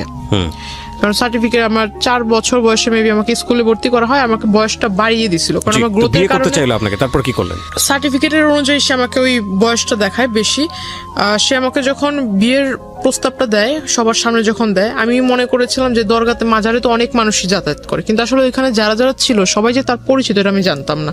সে হঠাৎ করে আমি যখন না করি যে না আমি সাইন করব না, আর বিয়ে তো প্রশ্ন আসে না, আর আপনাকে আমি বিয়ে করব, আর যদি বিয়ে করিও তাহলে তো আমার বাড়ির লোককে জানাতে হবে। তারপর সে আমাকে বললো এই কথা, বলার পর আমি বললাম যে না আমার যেহেতু বাবা মা জন্ম দিয়েছে, জন্ম দেওয়ার যেহেতু তারা জন্ম দিয়েছে বড় করেছে, এখন আমি তার বিয়েটা তো তাদের ছাড়া করব না, আমি বিষয়টা আসলে তাদেরকে জানাবো, একদিনের সময় আমাকে দেন, আপনি একদিনের সময় দেন, আমি এটা বাসায় যা বলবো, তারপর কালকে আগামীকাল মানে তার মূলত তার ওইখান থেকে আমার চলে আসা দিয়ে কথা। তো সে করে কি আসলে উপরে মানে সে হয়তো বুঝতে পারে যে আমি বের হতে চাচ্ছি, সে উপরে দাঁড়িয়ে মানে আমি তো বসা, সে উপরে দাঁড়িয়ে মানে খুব খুব মানে হিট কি বলে এটা, খুব হাইলি আমাকে একটা পাঞ্চ করে মুখের ভিতরে, তার একটা ঘুষিতেই আমার এখান দিয়ে ফেটে যায়, রক্ত বের হয়। তারপর সে তার হাতে মেবি ধারালো কিছু ছিল, আবার এইখানে মানে এভাবে মানে টান দিতে গিয়ে এখানে নাকের পুরো মাংসটা উঠে আসছিল। আমি আসলে খুব জোরে ব্যথা পেয়েছিলাম, খুব হাউমাউ করে কান্না করতেছিলাম। তো আসলে পাশে যারা ছিল তারা মিনিটের জন্য আমাকে ধরেনি বা ওই লোকটাকে বলেনি যে তুমি এটা করতেছো কেন, এটা আসলে জিজ্ঞাসা করেনি। তখন আস্তে আস্তে ওরা করতেছে কি বাইরে চলে যাচ্ছে, তখন বুঝতে পারলাম যে হয়তো ওরই পরিচিত লোক, নয়তো কিছু বলবে না কেন। তো ওইখানে একটা মহিলা ছিল, আমি তাকে বললাম দেখেন আমি আসলে তাকে মানে ওইভাবে চিনি না, কিছুদিন ধরে চিনি, কিন্তু সে আমাকে জোর করে বিয়ে করবে এটা তো হয় না, আর আপনাদের এখানে এগুলো ঘটতেছে আপনারা কিছু বলতেছেন না কেন। তো ওই মহিলার ওইখান থেকে সে ও করে কি আমাকে নিয়ে বের হয়ে যায়, বের হয়ে আমার এখান থেকে রক্ত বের হইতেছে, সে আমাকে রাস্তাটা টেনে নিয়ে যাচ্ছে। এক লোক জিজ্ঞাসা করতেছে যে মেয়ের মুখ থেকে রক্ত বের হচ্ছে, মাংস এখান থেকে ফেটে গেছে, আপনি মানে ওকে এইভাবে টেনে নিচ্ছেন কেন? সে বলতেছে আমার মেয়ে আরেকজনের সাথে ভেগে যাচ্ছিল, ওরে ধরে নিয়ে আসছি, তোরে মারবো না কি করব। সে মানুষের কাছে ওটা বলতেছে। সে যখন বলছে যে লোকটা জিজ্ঞাসা করছে সেই লোকটার আর বলার কিছু ছিল না, সে আমাকে নিয়ে গেল তারই পরিচিত এক। তো আপনি কিছু বললেন না কেন তখন? তখন আমি আসলে কিছুই বলিনি, এটা না বলার হয় মানে তখন, কিন্তু আমার মনে আছে যে আমি তখন কান্না করতেছিলাম খুব। Something fishy. আমি প্রথম কথা হচ্ছে যে আপনি গল্পটা যেভাবে বলছেন তাতে মানুষের অনেক প্রশ্ন তৈরি হবে, যেটা আমারও হচ্ছে। একটা মানুষকে আপনি প্রথম থেকেই বলছেন পছন্দ করেন না, যে মানুষটাকে আপনি পছন্দ করেন না সেই মানুষটা এত দূর যেতে পারে না, এটা একদম জেনারেল পারসেপশন। সেই মানুষটাকে আপনাকে মাজারে নিয়ে যাবে, সেই মানুষটা আপনার বাসায় ঢুকে যাচ্ছে, সেই মানুষটা আপনাকে সাজেশন দিচ্ছে, সেই মানুষটাকে আপনি আবার হচ্ছে আপনার ডকুমেন্টস সবকিছু দিয়ে দিচ্ছেন না। This is really unbelievable. এটা আমার কাছে পুরোটাই অবিশ্বাস্য মনে হচ্ছে।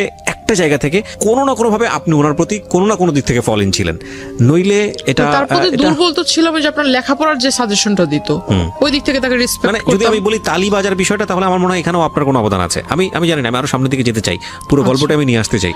জি বলুন। তারপর আচ্ছা, তারপর সে আমাকে মানে ওই জায়গায় অফিসটাতে নিয়ে গেল। অফিসে নিয়ে যাওয়ার পর সে আমাকে বললো যে তোমার এখানে তুমি সিগনেচার করবে, তো তোমাকে তো ওইখানে সবার সামনে মাত্র 2টা আঘাত করেছি, এর থেকেও বেশি কিছু করতে পারি, তো তুমি এখানে সিগনেচার করো। তখন আমি আসলে বললাম যে আপনি আমাকে একদিনের সময় দেন, আমি বাসায় যাই বিষয়টা ডিসকাস করি। তো সে আমাকে বলতেছে যে তুমি এই অবস্থায় বাসায় যাবার আমাকে পুলিশ কেসের ভিতরে ঝামেলার ভিতরে ফেলবা, আমি কি এতই কি বোকা নাকি, তোমাকে এই অবস্থায় ছেড়ে দিব। পরে সে আমাকে ওই এটা কি বলে যে মানে তার ফোনের ভিতরে ছিল আপনার কিছু যে সফটওয়্যার দিয়ে মেবি আমার পিকচারকে সে নেগেট করেছিল, কিছু পিকচার সফটওয়্যার দিয়ে। তো আসলে সফটওয়্যার দিয়ে এটা আসলে আমারই পিকচার ছিল না, অন্য কারো পিকচার ছিল সেটা জানি, কিন্তু বডির ভিতর আমার মাথাটাই ছিল, বডি টোটালি ওপেন ছিল, বাট মাথাটা আমার ফেস একদম স্পষ্ট দেখা যাচ্ছে। তো আমি আসলে খুব একটা মানে বিভ্রান্তকর পরিস্থিতি হয়ে যায় আমার জন্য। আমার মনে হয় ওই পরিস্থিতি আমি যেটা করেছি যে আসলে আমাকে সে যেভাবে বলছিল যে তুমি যদি এটা না করো তাহলে আমি যাই ওখানে বলবো, তোমাদের বাড়িতে সমস্ত কিছু বলবো, বলার পর তুমি আর মানে তোমার ফ্যামিলিও তোমার সাপোর্টে থাকবে না, তোমার জন্য কেউ পাশে আসবে না, তখন ঘুরে ফিরে তুমি নিজের থেকে আমার কাছে চলে আসবা, আমার কিছু করতে হবে না, তুমি নিজেই আসবা। তা আমি বললাম যে না, আমি বাসায় যেতে চাই, আমাকে ছাড়েন আপনি।